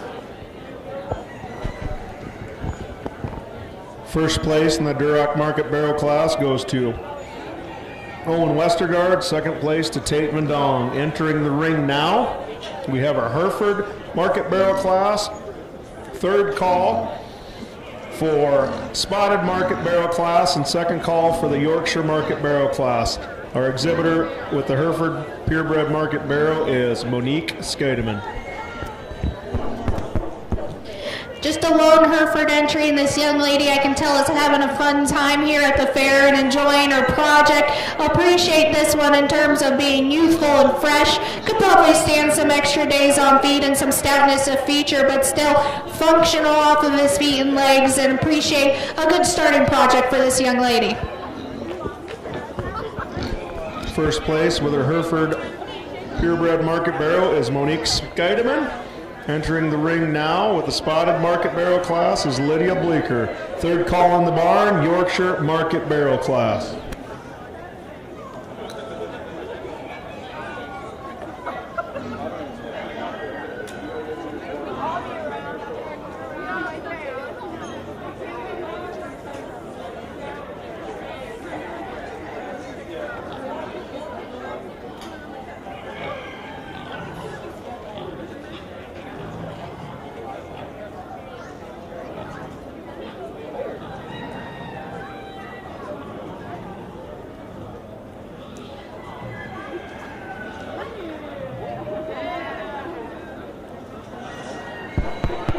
A lone spot entry, but one that I think could withstand some competition because he exemplifies a lot of what the spot breed is known for in terms of being stout in his forearm, really opened up in his skeleton, has plenty of width up high.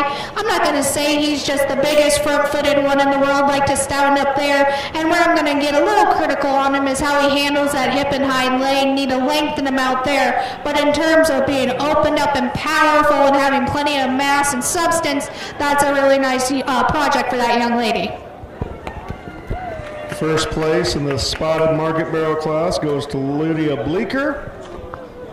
Entering the ring now, we have our Yorkshire Market Barrel class. There's 5 exhibitors: Sawyer Bleeker, Margot Skeideman, Baylor Van Rigemorter, and Caden Holstein. At the conclusion of this class, we will pick our champion purebred market and reserve champion purebred market. So have your first place and second place class finishers on deck.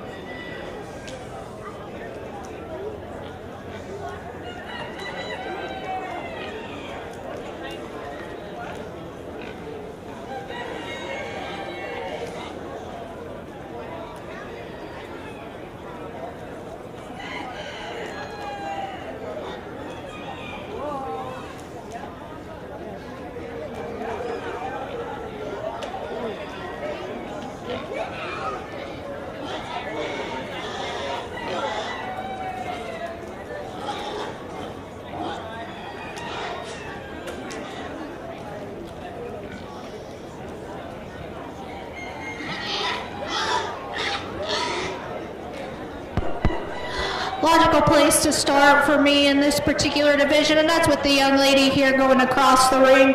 One that just combines the most good in terms of being opened up and square, coming and going, level out in his design, fresher and appearing in his overall makeup, comparative to the young man that goes out in second. One that comes out in second is really stout in his skull shape. Appreciate how much shape he has up high and how much width there is.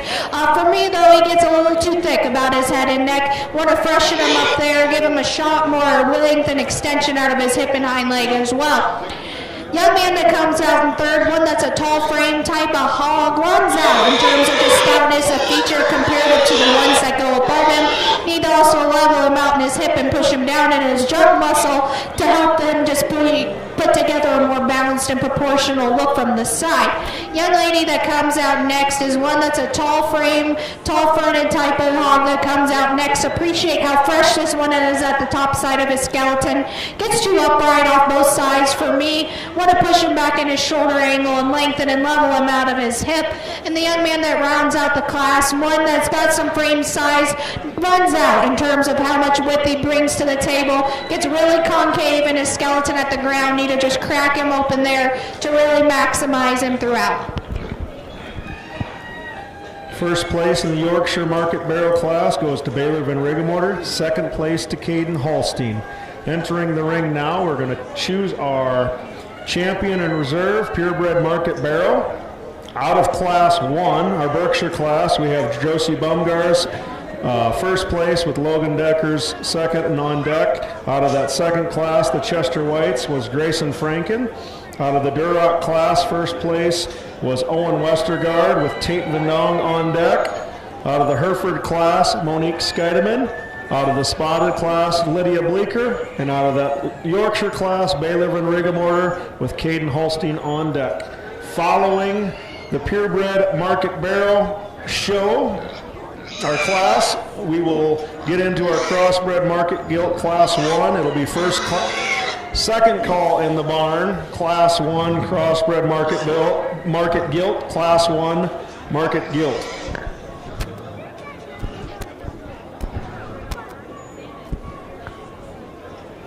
At the conclusion of the purebred market barrel champion and reserve, we will take a short 5-minute break. So we'll be first call class 1 crossbred market gilt, first call.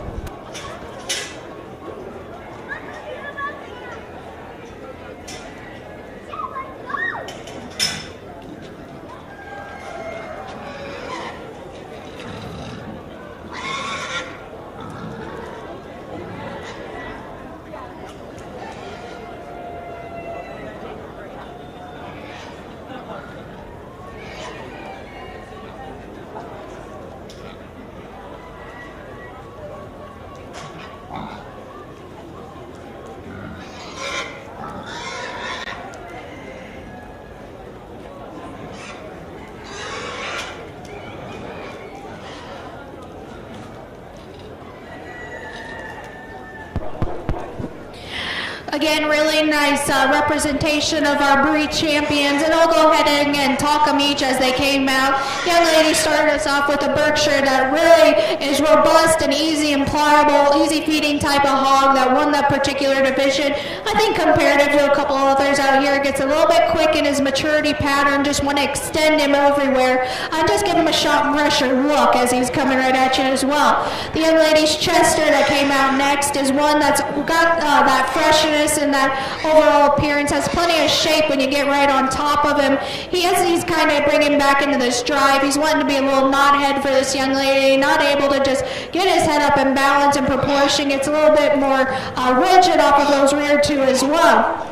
Young man's Duroc is one that I think rises to the occasion in terms of being proportional and putting the pieces together. Stout in his forearm, opened up, and has width up high. I'm not going to say that it's just the most correct thing when you get him right behind him. Maybe wants to concave just a tick, but still one that balances and goes really comfortably from the side and proportions extremely well. Young lady's Hereford that came out next is one that, again, appreciate how much fun this young lady's having here today. One that's fresh, but one could probably stand some more days on feed to really open up in that lower skeleton. Young lady Spot that came out next. One that I think, again, matches another one in terms of being opened up and stout in their feature. If I'm going to get picky on that one, it's his hip and hind leg that I'm going to get a little critical on. Gets a little bit more rounder out of that hip and how he wants to handle and swivel instead of planning and driving, but still, front 2/3 are one that gets a really intriguing. And then the young ladies Yorkshire that round out our last division, one that for that particular division is one that comes with plenty of shape up high, is comfortable in their skeleton. You read this one coming and going and gets a little bit more closed up at the ground, not as just cracked open and genuine compared to his width up high, but in terms of balance and proportion and structure, that one's really good there. So that's kind of how I read them all. The one that just comes together the most, again, not as just crazy in terms of the amount of shape he has up high, but still getting past that, he brings the most good to the table, and that's the Duroc. He'll be our champion today.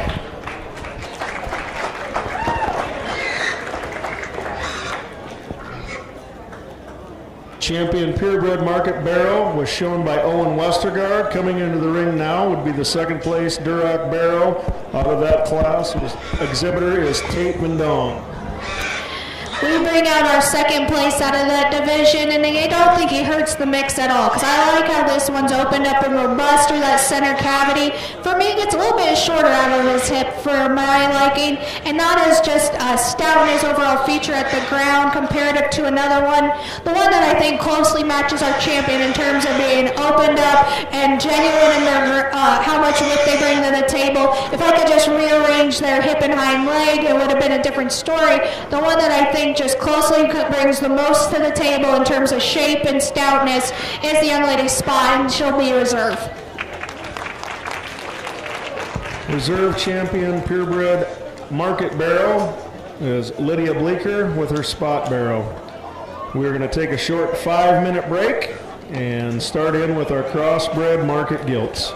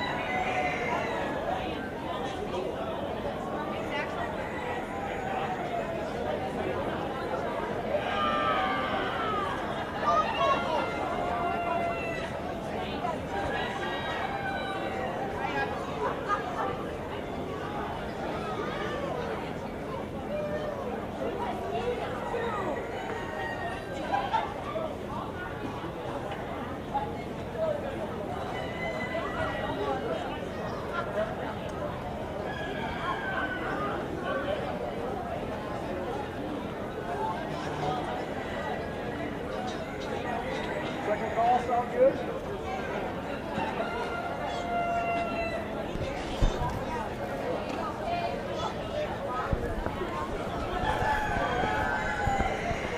Second call in the barn, Class 1, Crossbred Market Gilt. Second call in the barn, Class 1, Crossbred Market Gilt.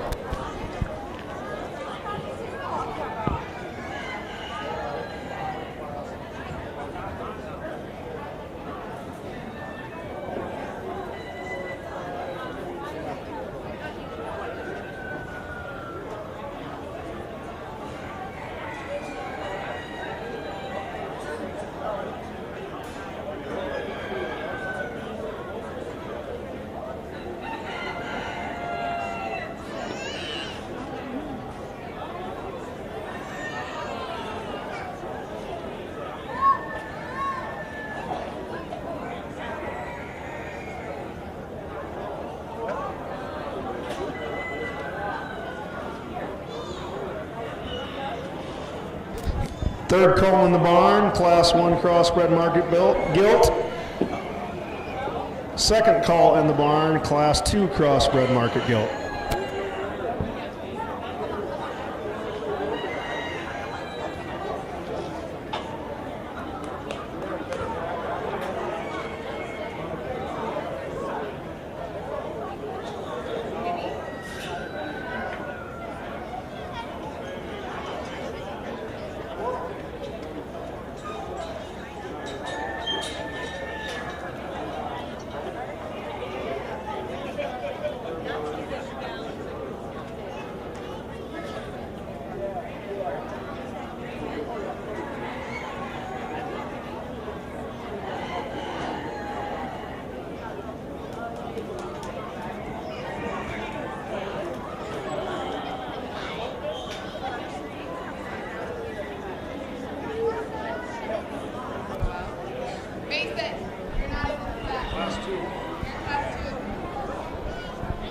Entering the ring now, we have Class 1 Crossbred Market Gilt. There are 4 exhibitors: Lucas Hilbrand, Owen Westergaard, Grayson Franken, and Carter Hoyer.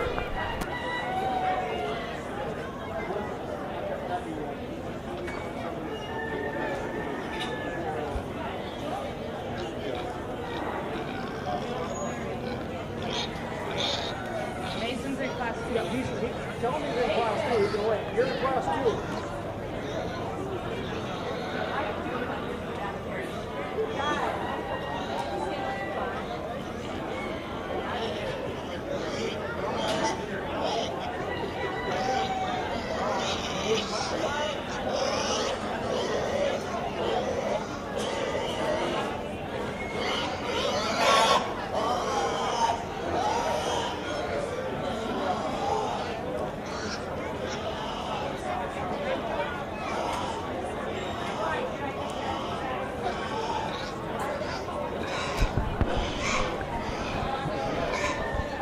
Third call in the barn, Class 2 Crossbred Market Gilt. First call in the barn, Class 3 Crossbred Market Gilt.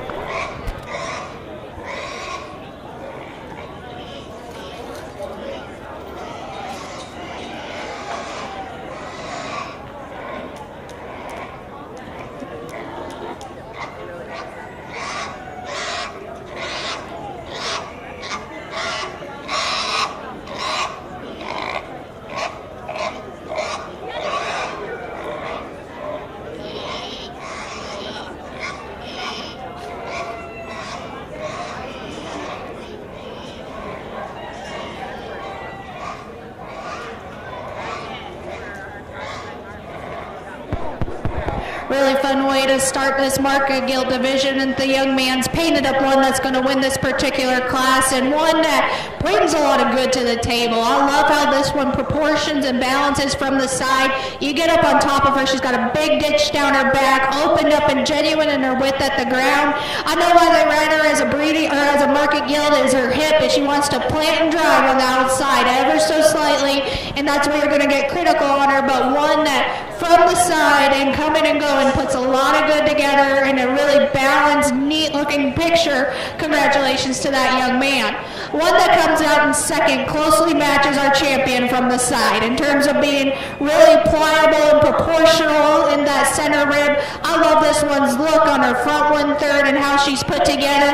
I think today, compared to our class winner, this one's more geared to feed to state fair. I want more time on this one to just open her up, give her stoutness a feature, let her just grow into herself, because I think the fundamentals are there. Time just wasn't in her favor for county fair. Young lady brings us one that's maxed out here in 3rd, one that's ultra stout in her feature, packed full of power. However, that's working against her skeleton for me. Gets more forward in that shoulder angle, shorter and rounder out of her hip, and not able to just square from hip hop to ground to justify utilizing the amount of power that she brings. And the young man rounds out the class with one that, again, is probably more comfortable in how she's assembled. Got a little bit extra new claw going on the front foot. But one that just gets out horsed in terms of amount of stoutness of feature and shape comparative to the ones that go above her.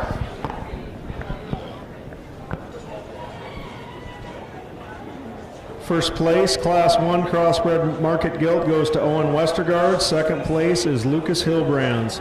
Entering the ring now, we have Class 2 Crossbred Market Gilt. There are 3 exhibitors, Taya Post, Lydia Bleeker, and Mason Rosenbaum. Third call in the barn, Class 3 Crossbred Market Gilt. First call in the barn, Class 4.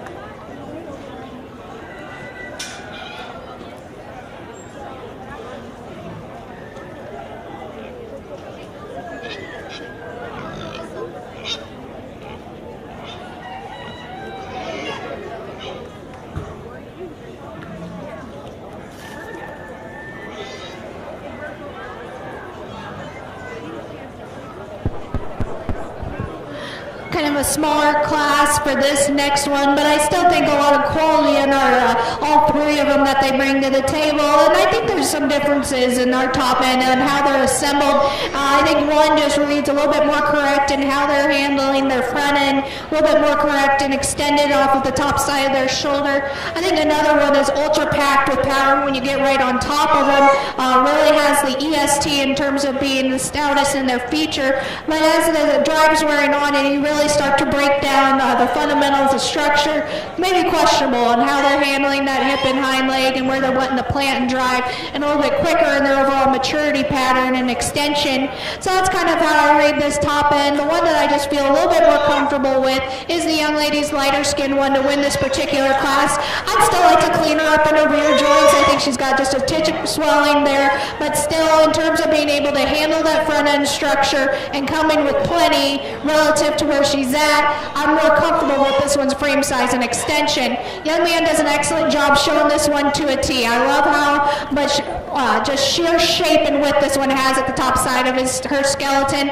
I gotta fix her structure. She's really short out of that hip and plants and drives out of the outside of her skeleton. A little bit softer and twistier on those front feet as well. And the young man that rounds out our class is one that just kind of came into a heater of a pair, one that's tall and easy feeding, just runs out in terms of stoutness of feature and width and dimension.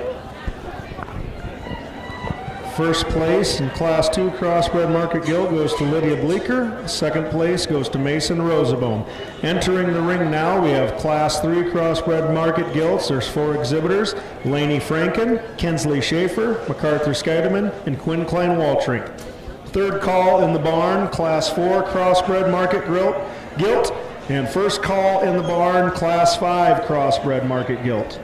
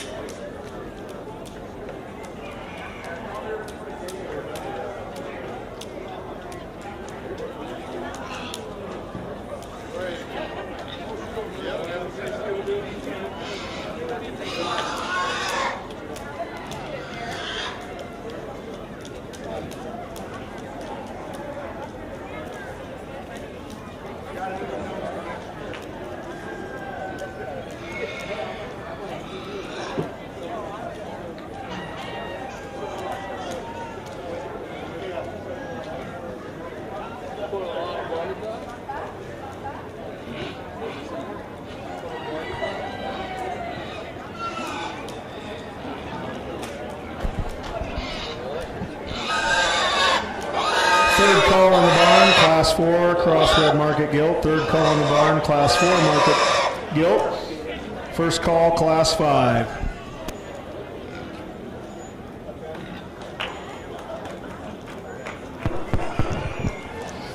When you take showmanship out of the equation and just evaluate for these hogs what they are, the one that is stouter in their feature, has more shape when you get right on top of them, opens up bolder at the top side of their blade, leaves you with a bigger square rear leg, and that's the young lady going out of the ring with our class winner. Again, I'm not going to say this one's just the easiest going, tall-headed, extended one right now, but you read her standing still and how she brings the most in terms of foot and bone size, and you really get on top of them, opens up with more blade shade up high, and holds that advantage in the class comparative to our split-eared one that goes out next. Again, showmanship, young lady has done an excellent job all day exhibiting these things. I love this one's look from the side. She runs uphill, she's tall at the point of her shoulder. For me though, I need to fix this one in terms of how she opens up on the top side of her blade. She's flatter and plainer in her blade shape and gets a little bit shorter and rounder out of her hip, and comparative to our class winner,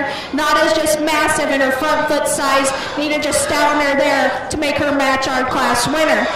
Young man's one that tried to quit the pig show is one that is an easy feeding, practical type of one to go next. Again, gets a little bit plainer in her overall muscle pattern comparative to the ones that go above her, a little bit shorter and rounder out of her hip. And the young man that rounds out our class, one that's fresh and lean, tall at the point of his shoulder, gets a little bit out proportioned. Need more in terms of center rib, more in terms of width at the ground, but still a good lean type of hog to round out our class. First place out of Class 3 goes to Kinsley Schaefer. Second place goes to Laney Franken. Entering the ring now, we have Class 4 of our Crossbred Market Gilt Show. 5 exhibitors: Breven Dong, Cale Weber, Cale England, Anna Ostenink, and Julian Postma. Third call in the barn, Class 5, Crossbred Market Gilt. Third call, Class 5. At the conclusion of Class 5, we will choose our champion in reserve, Crossbred Market Gilt.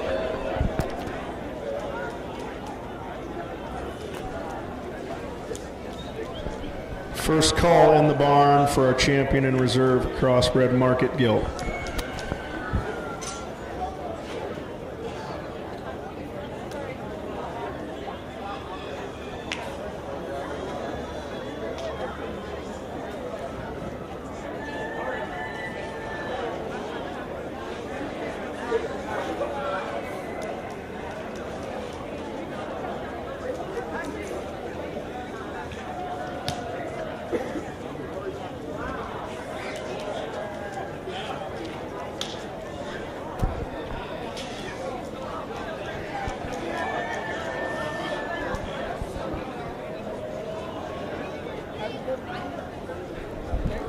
Just a reminder for those that are just getting here, the Schaefer family is selling homemade lemonade north of the hog barn.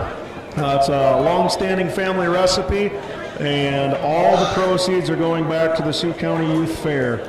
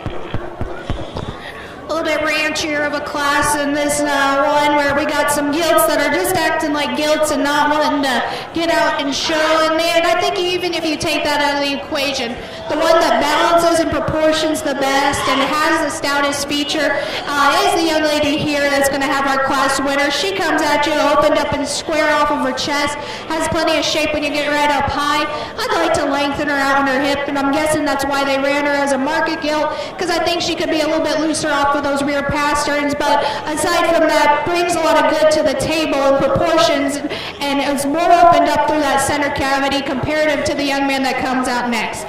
This one, I appreciate how much just sheer shape and expression she has. She's another one we got to rearrange in her hip structure. Gets a little bit more harsher through that hammerline junction. Need to lengthen her out there, stouten her in her skull, and how fix her skull shape to match the amount of stoutness she has in her feature throughout. Bob Blackhawk that is giving the young lady some fits, and she's sticking with it, so kudos to her for keeping going. I love this one in terms of center rib design. Really proportional and opened up there, easy feeding. For me, gets a little bit rounder off both sides of her skeleton, a little bit more east and west on how she's assembled from behind. Young man's belted one that, again, is given some fits. One that's a larger frame, easy feeding type of hog. Just runs out in terms of muscle shape and expression up high. And the young man that rounds out the class is one that's got plenty of shape up high, plenty of stoutness. There's a little bit more upright off both sides of their skeleton. Need to just make it more comfortable and flexible when set in motion. First place out of Class 4 goes to Anna Ostenink. Second place goes to Kale England. Now entering the ring, we have Class 5. There are 3 exhibitors, Baylor Van Regemorter, Luke Holstein, and Tanner Postma. At the conclusion of Class 5, we will pick our champion and reserve crossbred market gilt. Out of Class 1, Owen Westergaard with Lucas Hilbrands on deck. Class 2, Lydia Bleeker first with Mason Rosenbaum on deck. Class 3, Kinsley Schaefer first with Laney Franken on deck. And Class 4, Anna Ostenink with Kale England on deck. The third call in the barn for the champion overall crossbred market gilt.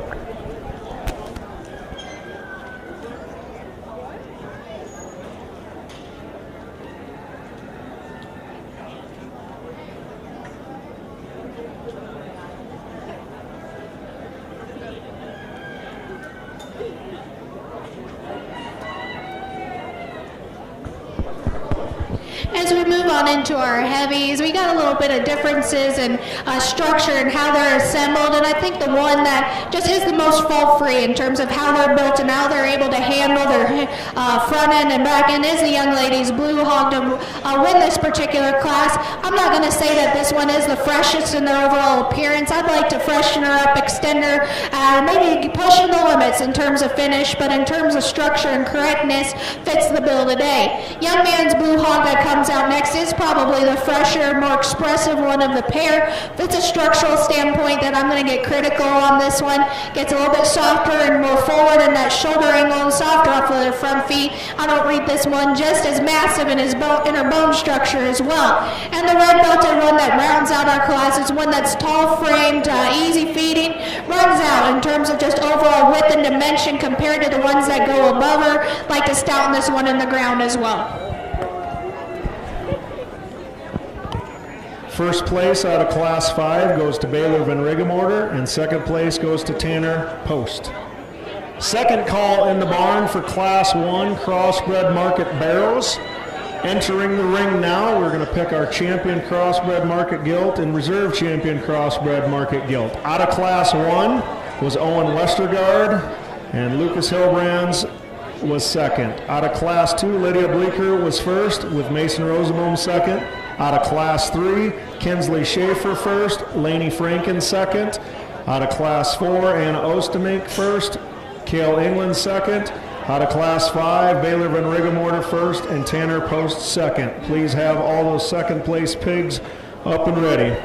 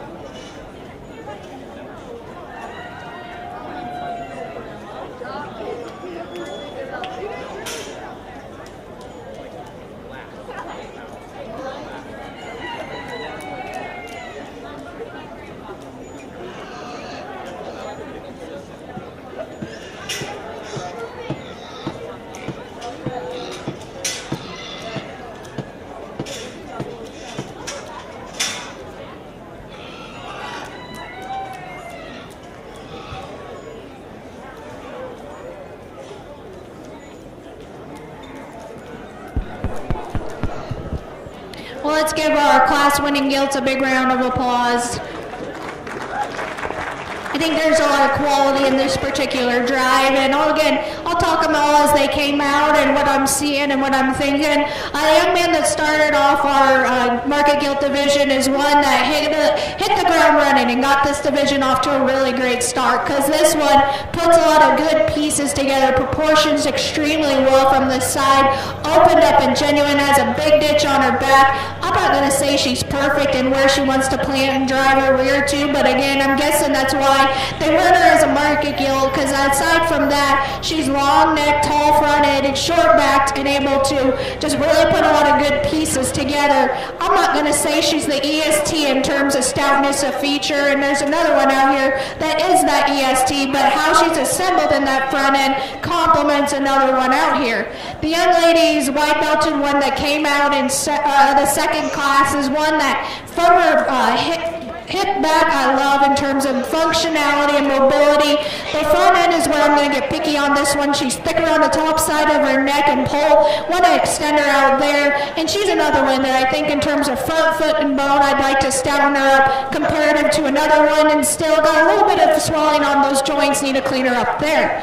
Young lady that came out of class 3 is one that's got that EST in terms of stoutness of feature and bone. I love this one's mug. I love this one in terms of her rear bone. I love how much shape she has up high. Where I'm going to get critical on this one is how she's assembled in that front end structure.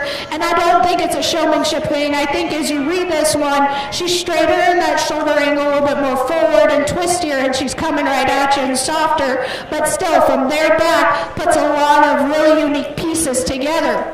The young lady that came out of class 4 with the white belted one, from her hip forward, appreciate a lot of things about this one. I like her extension. I like how tall she is at the point of her shoulder. I like to fix her ear set. Gets a little bit off balance from her ears there. And really where I'm going to get picky is her hip and pasterns. Gets more upright off of those rear two. Need to give her a shot more reach and flexibility and length there. And the young lady's blue hog that round out our last heavy is one that in that particular class was the most mobile and functional and ready today. She's definitely a little bit past 12 o'clock in my opinion in terms of finish. Need to clean her up there and extend her throughout. So that's how I rate them all. I'll go ahead and take one more look and find you a champion. But again, congratulations to all these kids.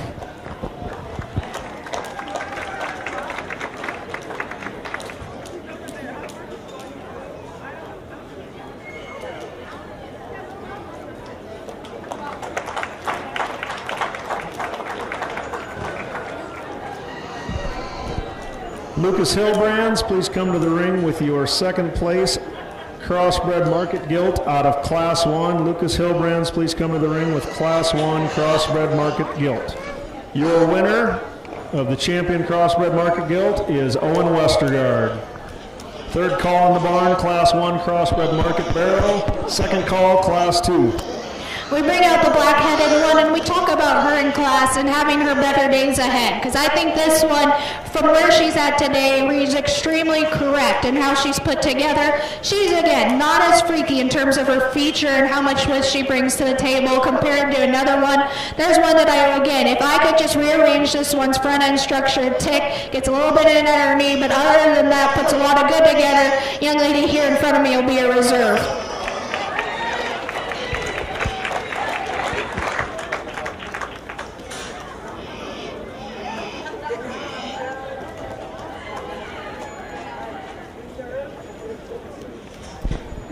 Champion crossbred market gilt was shown by Owen Westergaard. Reserve champion crossbred market gilt shown by Kinsley Schaefer. Entering the ring now, we will have Class 1 of our crossbred market barrows.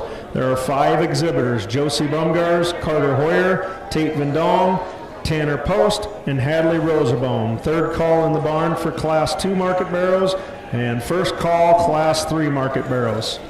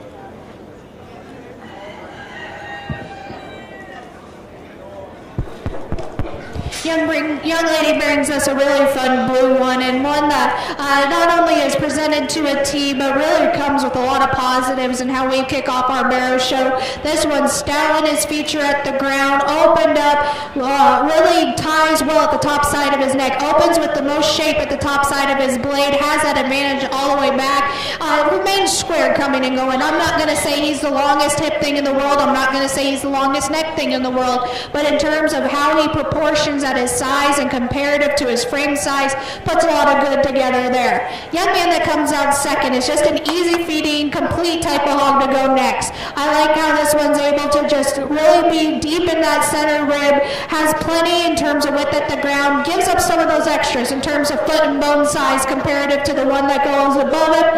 Maybe again, not as just lengthy and level out through his hip, but still being fresh and complete. Nice one to go ahead and go second. Young lady that comes out here in third, from his hip forward, appreciate a lot of things about this one in terms of being stout in his feature, robust and pliable through his center rib. Got to rearrange his hip. He's shorter and rounder out of his hip, wants to plant and drive on the outside of his skeleton. Too much for me today. Young man that comes out next has one that's got a giant bitch on his back, a lot of shape when you get right on top of this one. It's a structure that I'm going to get picky on. He's more forward in that shoulder angle and shorter and rounder out of his hip. Got to square him up from hip hop to ground. And the white hog that rounds out this class is one that just runs out in terms of just sheer muscle shape and width comparative to the ones that go above him, but still pliable through that center rib, tall on his frame size, just runs out of some of those extra bells and whistles.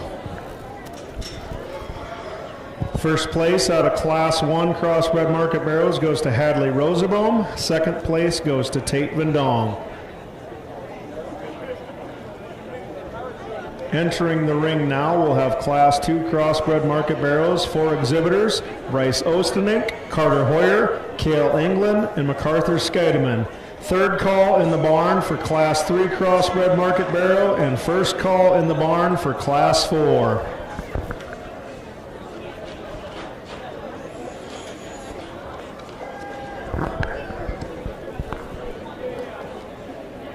For those that are getting here late, we'd like to welcome our judge, Caitlin Kane. This is her second year judging our 4-H swine show. We're glad she's back. She's from Casey, Iowa. She's been in the show pig and the swine industry and a lot of things with agriculture for a lot of years, so we're just grateful to have her here.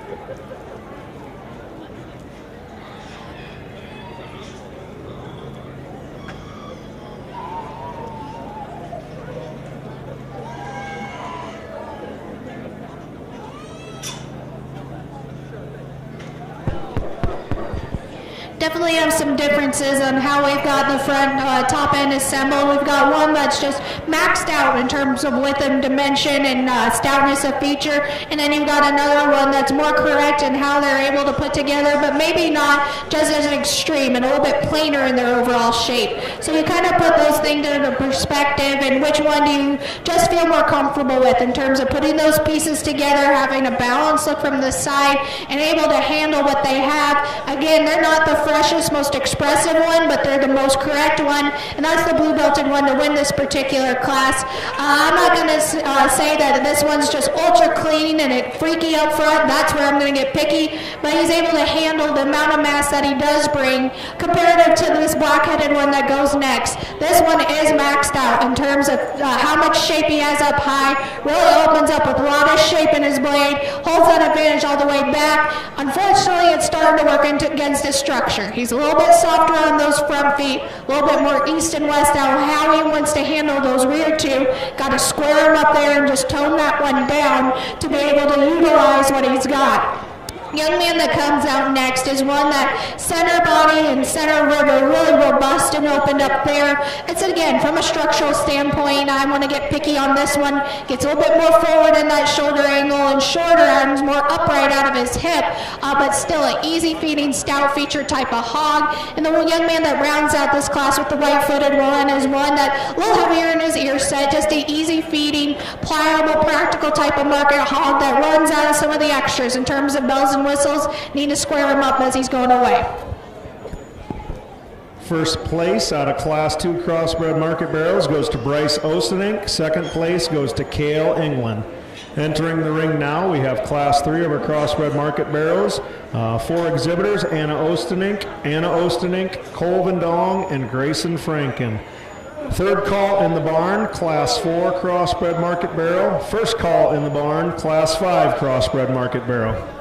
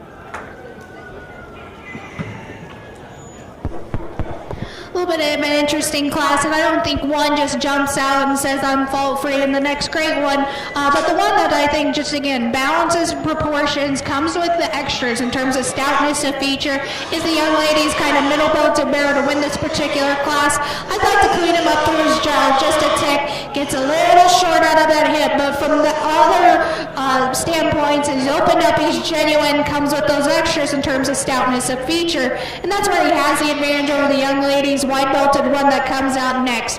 One that you appreciate this one's running gear and how he's able to add that extra gear and reach and flexibility. For me, gets a little too soft off those front feet. Want to pick him up there and straighten him out on his front toes to be able to use him up any higher.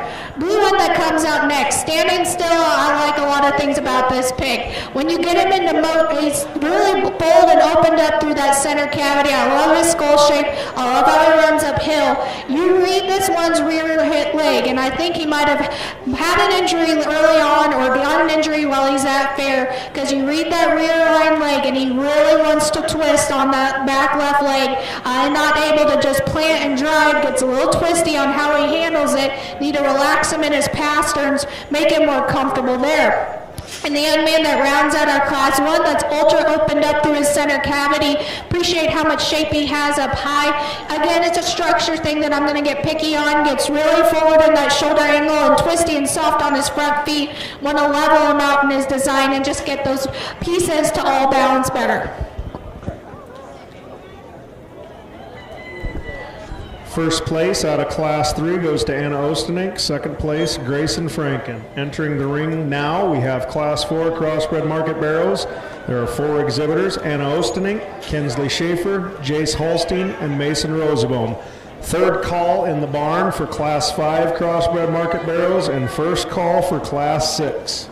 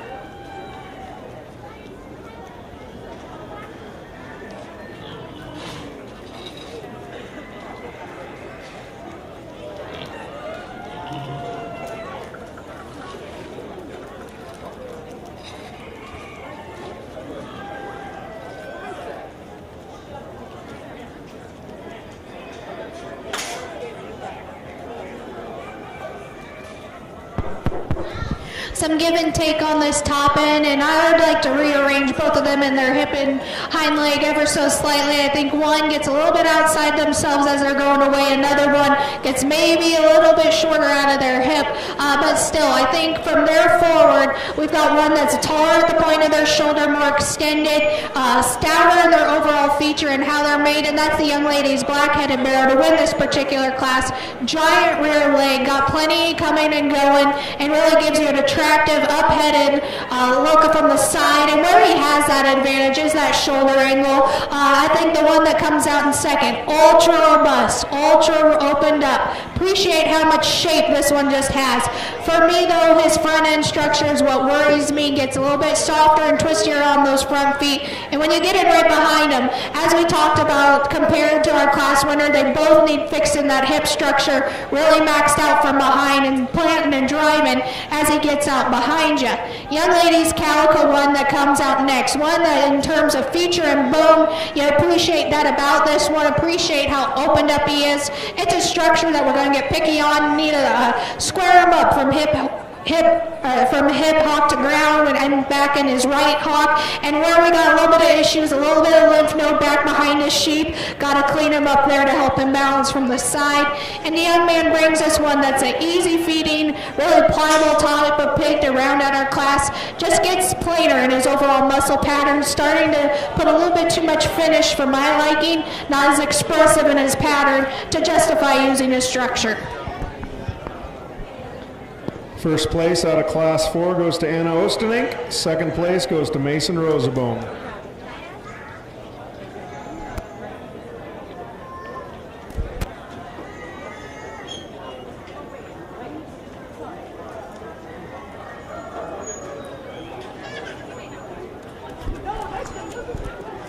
Entering the ring now, we have our Class 5 crossbred market barrows.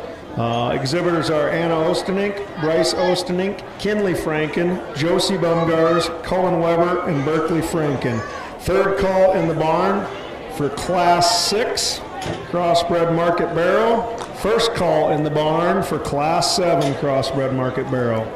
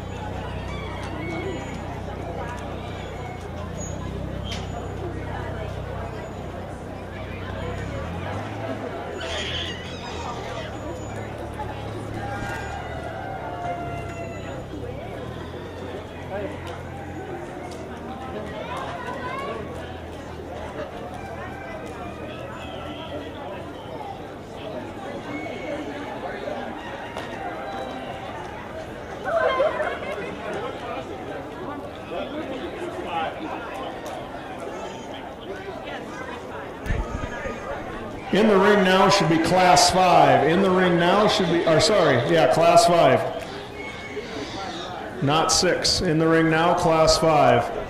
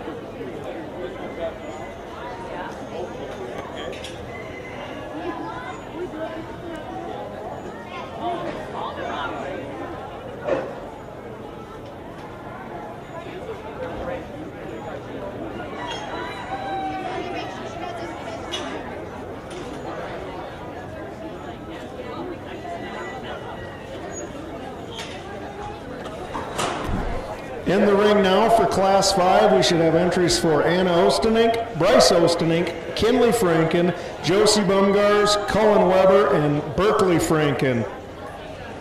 It'll be third call in the barn for Class 6. First call, Class 7.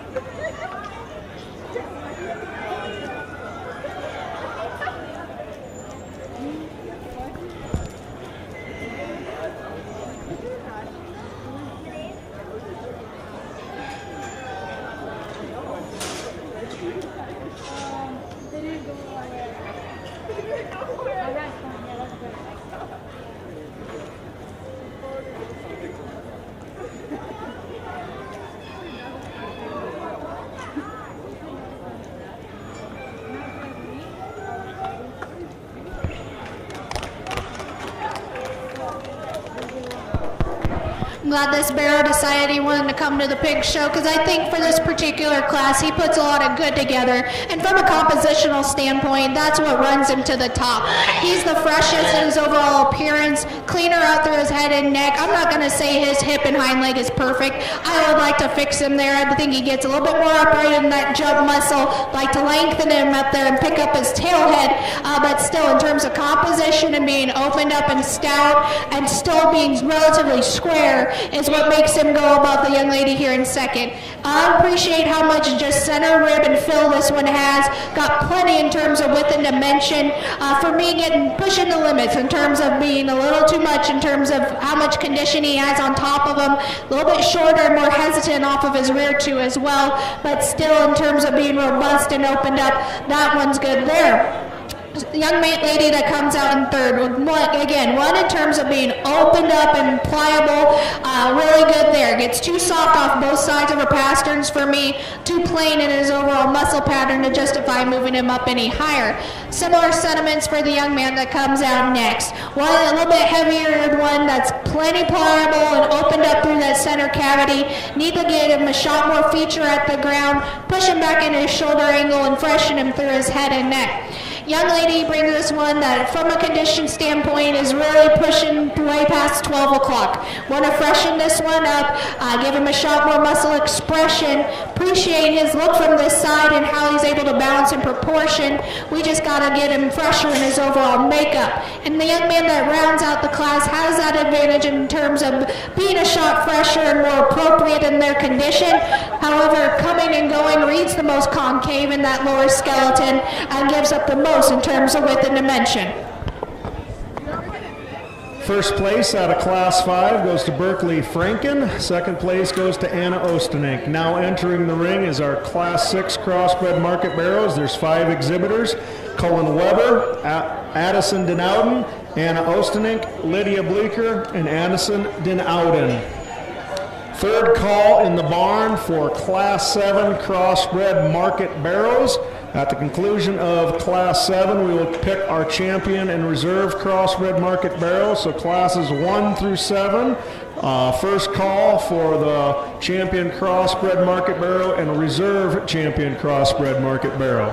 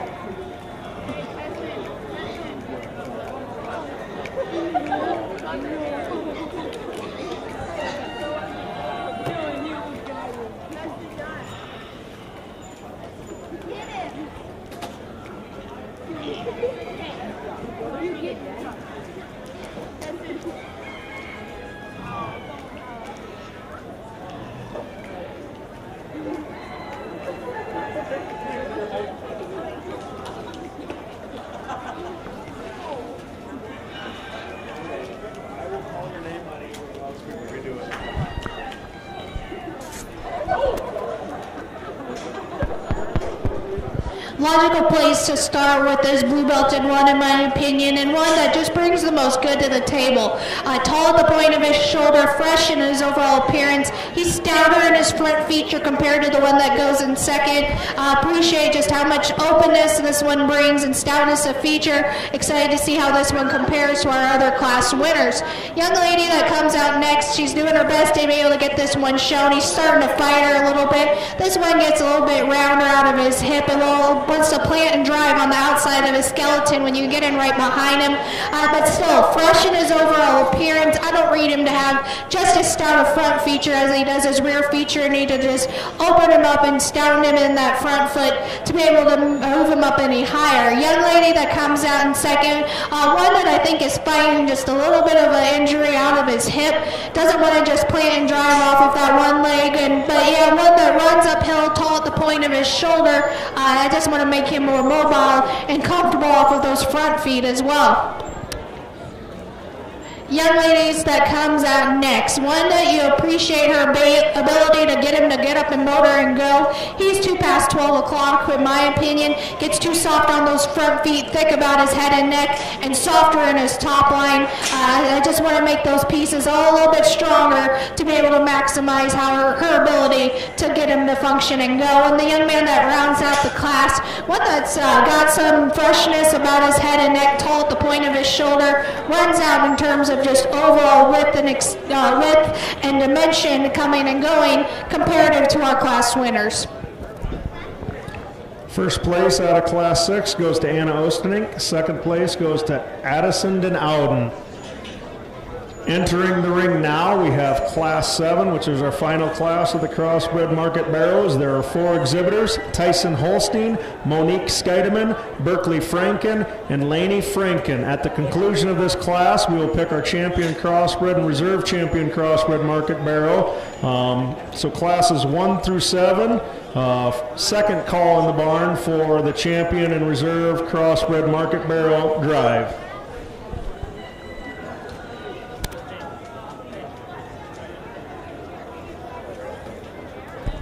Out of Class 1 for that Crossbred Market Barrow, first was Hadley Roserome, second Tate Vendong on deck. Out of Class 2, Bryce Ostenink with Cale England on deck. Out of Class 3, Anna Ostenink with Grayson Franken on deck. Out of Class 4, Anna Ostenink with Mason Rosenbaum on deck. Out of Class 5, Berkeley Franken first with Anna Ostenink on deck. Out of Class 6, Anna Ostenink with Addison Den Ouden on deck.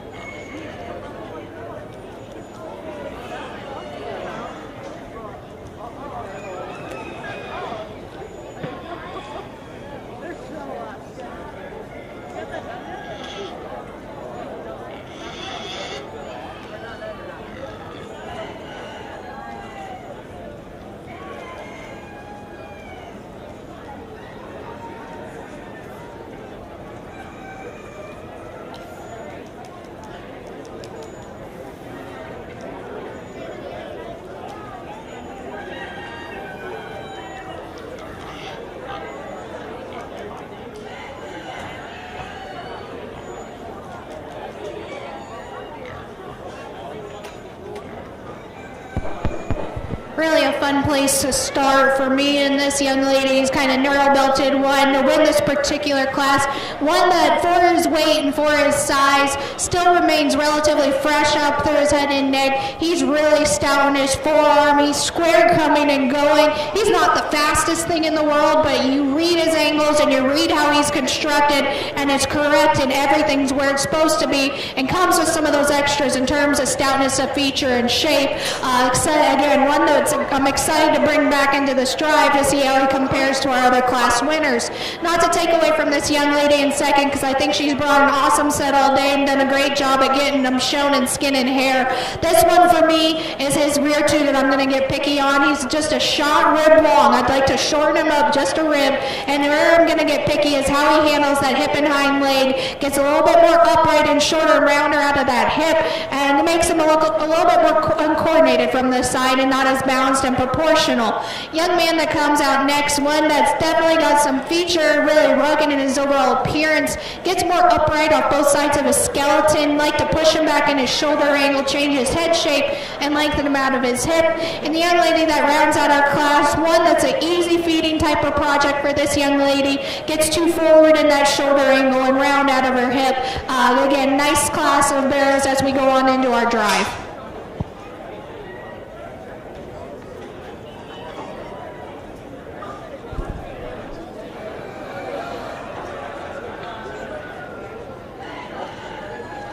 Be first call in the barn for overall champion market hog. So with that, though, we will have the champion purebred market gilt, the champion purebred market barrow, the champion crossbred market gilt, and the champion crossbred market barrow. So first call in the barn for the overall. Entering the ring now, we have our champion in reserve. We're choosing our champion reserve market barrow. Out of class 1, we have Bryce Ostenink.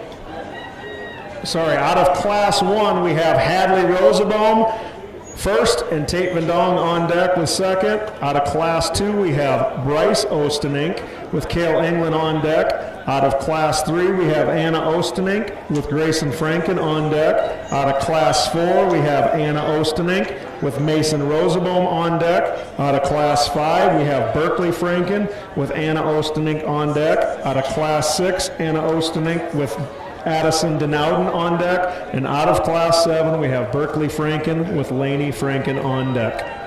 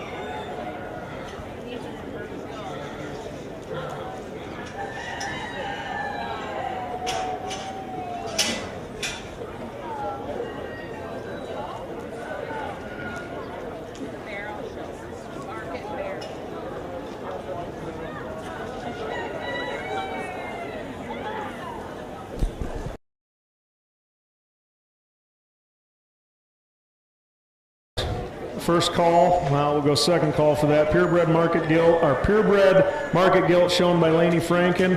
Purebred market barrow shown by Owen Westergaard. Cross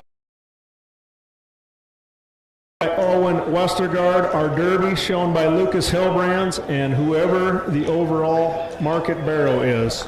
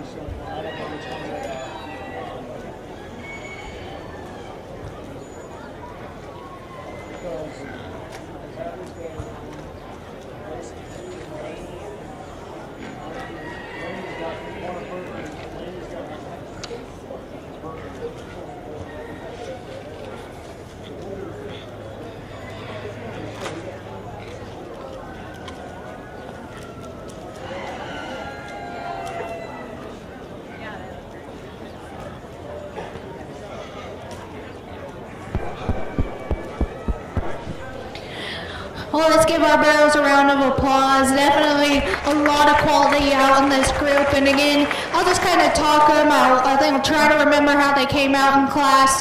Apologize if I get off on one or two. But the one that came out of class one, this blue-headed one, is one from a functionality standpoint you got to appreciate. For his size, he's really maxed out up high. Got a big rear leg. If I'm going to get picky on this one, he doesn't blend perfectly on the top side of his shoulder. I'd like to clean him up there. And as you read this one coming and going, gets a little bit more concave, not as just genuine and opened up in his width at the ground comparative to what he is up high, but from the side you got to appreciate the flexibility and stoutness that that one brings. I believe the black-headed one came out of class 2, one that you appreciate how tall he is at the point of his shoulder. Runs uphill, got a big rear leg, a big stout forearm. I know for sure that I love his hip structure. I want to lengthen this one out in his hip, gets a little bit more upright off of his rear too. Want to give him a shot more reach and flexibility out there. I believe the blue belt came out next. One that for that particular class was really opened up and pliable through that center rib. I'd like to stouten him in his feature. Gives up some of those extra bells and whistles comparative to a couple others. The young lady that came out with that off-belted one that is really robust and pliable through his center rib, gets a little bit thicker about his head and neck and more forward in that shoulder angle, just want to clean up his look from the side. And another one that from a front foot stoutness feature standpoint would like to really stouten him up there. The young lady that had the kind of middle traditional belted one out next. Another one that you appreciate how opened up he is at the ground, opened up through that center rib. For me though, it's a structural standpoint that I'm going to get picky. Gets up in that jump muscle, need to level him out through his hip and lengthen him out there, push him back in that shoulder angle to pick him up on his feet. Then I believe it's the kind of blue belted one out here that for that particular class was one that the most appropriate in his condition, the most genuine in how he was built. I don't think he wows you in terms of front feature. Like to push him back in his shoulder angle, and as he's laboring out here, becoming more evident on how he's assembled on that front end. And then that heavyweight is one that, as he, for his particular size, is the most opened up. He's really fresh and is over in where he stands today. A little bit thicker about his neck, but you get past that, and he's got the stoutest rear leg. He's able to use it. He's able to function and go. He's the one that in this particular drive I feel the most comfortable with from a just ease of standpoint and being genuine and width.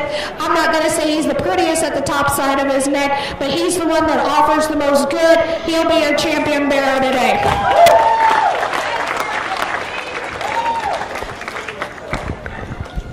Champion crossbred market barrow shown by Berkeley Franken. We will need Laney Franken, second place barrow, out of that same class.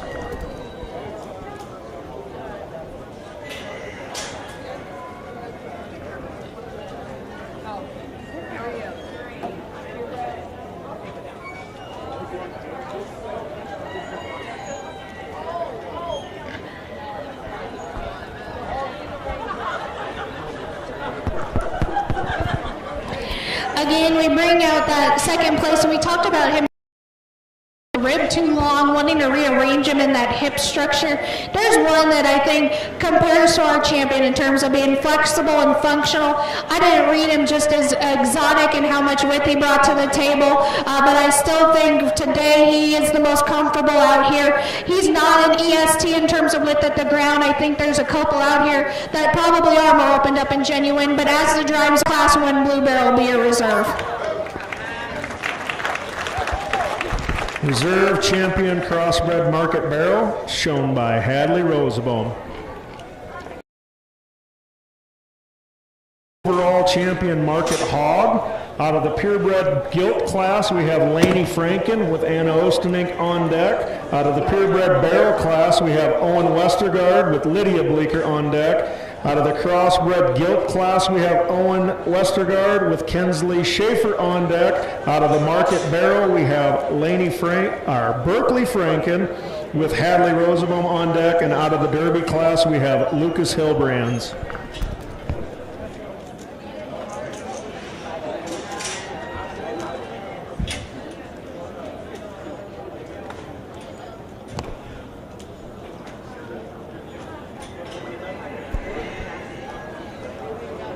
As this show is winding down, we just want to take a little bit of time to thank those that made it happen.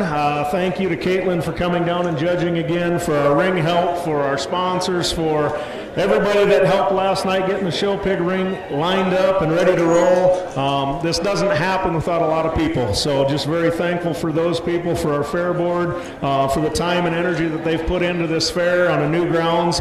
Second year, and we're winding down this week's fair, and it's been a big success. It's fun to see all the people show up, all the people just enjoying the time here, the relationships built, and really that's what it's all about. You know, when you come to a swine show or a goat show or whatever it is they're showing, it's fun to see the kids working hard. You know, in the swine pig or the show pig deal, it's not about throwing your pig's feed a couple times a day anymore. There's a lot of time and effort and sacrifice that goes into that. So kids, congratulations on hard work.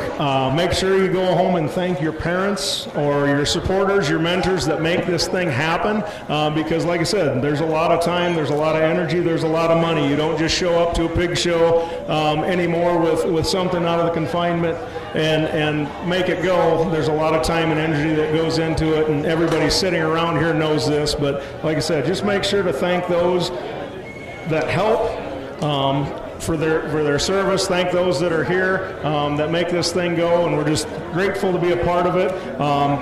It's a big deal, you know, when we look at how this game has changed. They're not just done after this show, so the breeding guild gets to go on to the Battle of the Blue Chips, the market gets to go on to the Battle of the Blue Chips, so they keep these things going, and there's a lot on the line and a lot of things that go into it. So thanks for everybody that made this happen.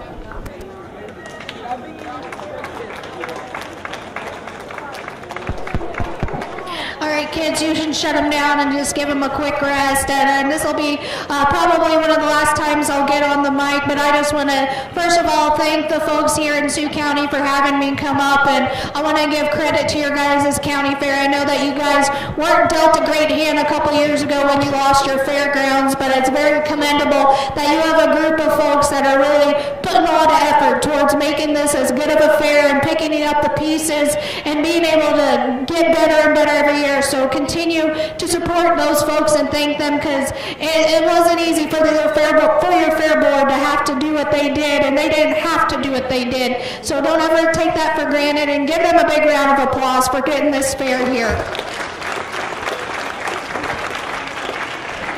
I want to thank the ring help for making my job a lot easier today. I want to thank the kids for keeping the show running, the kids running the gates, the folks and our announcers. You guys do a great job as well for, again, making my job a lot easier. I get to do a lot of these county fairs and spend a lot of time on the road, and I always enjoy the time that I get to spend with the kids. And I'm not got a lot of words of wisdom, but I would say there are 3 things that I've done throughout my life, and starting as a 4-H'er that showed at the county fair and be able to grow in my career and grow as a swine person. The 3 things that have really been my target is staying humble, being able to lose with grace and win with grace. Every day doesn't work out the best for us, but we always want to just be glad that we are here and be able to take those losses as a learning example and apply that to the next year, and staying humble with our wins and being able to help those around us to help them reach their full potential and goals as well. My second thing is to stay motivated. If you were not where you wanted to be in your placings today, find the kids that beat you and find what they're doing at home to get to that place and find that motivation to keep going, keep trucking, having that hard work ethic and get to your goals because they're not going to be just handed to you. My last thing that I'm going to leave with you guys that I carry on my back, and it's probably the most important yet it's the hardest to find these days, and that's to be kind. It's so easy and completely free to be kind to others, and it's so contagious. Once you start it, it just spreads. Yet it's hard to find these days, and it's something that whether you get first in class or last in class, win the show or get a scratch, just make sure that you're being kind to each other, be kind to those around you. You never know what folks are going through, so being able to be kind can be really a make or break in someone's day. So those are my 3 things that I want each of these kids to take home as they further on in their 4-H and beyond is stay humble, stay motivated, and stay kind. You guys put on a great show. Again, thank you guys for having me. I'm going to let you guys fire them back up, and I'll talk them all real quick and as individuals and how I read them.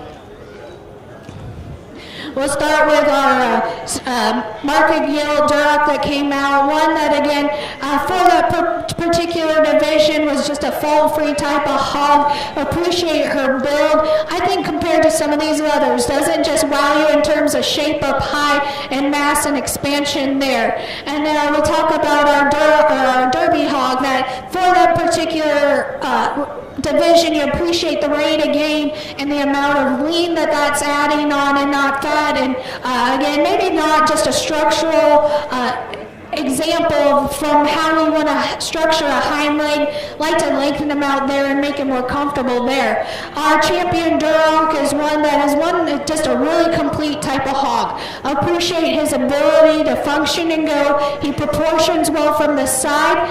I'm not going to say he's the EST in terms of just overall muscle, shape, and expression compared to a couple of out there's, but from a structural standpoint, does a really good job at putting those pieces together. The market yield that came out of a really good division hit me hard and started off that division extremely well. I love how she blends at the top side of her shoulder. I love how she's able to function and motor and go. You get on top of this one, she is maxed out in terms of shape that she has relative to her size.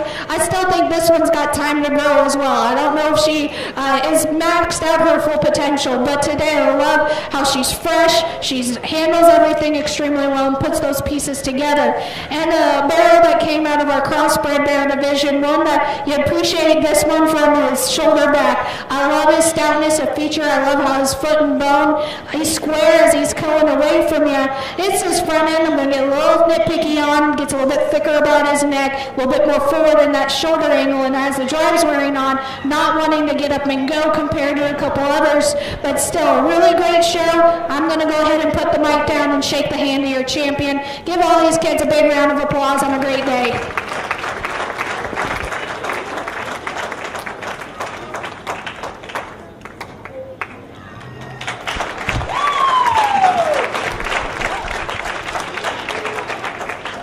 Champion overall market hog was shown by Owen Westergaard. Kensley Schaefer, please come to the ring with your reserve crossbred gilt.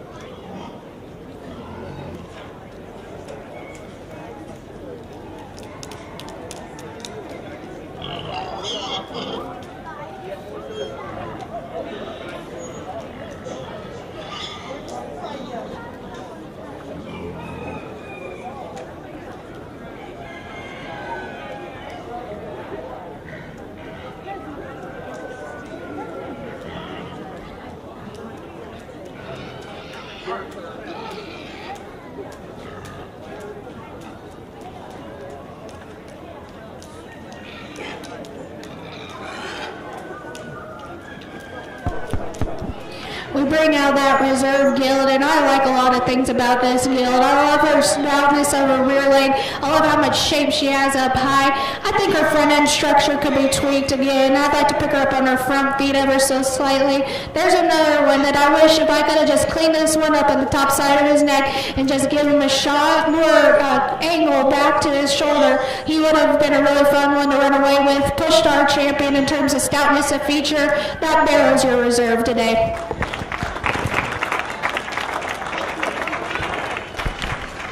Reserve champion Market Hog, shown by Berkeley Franken.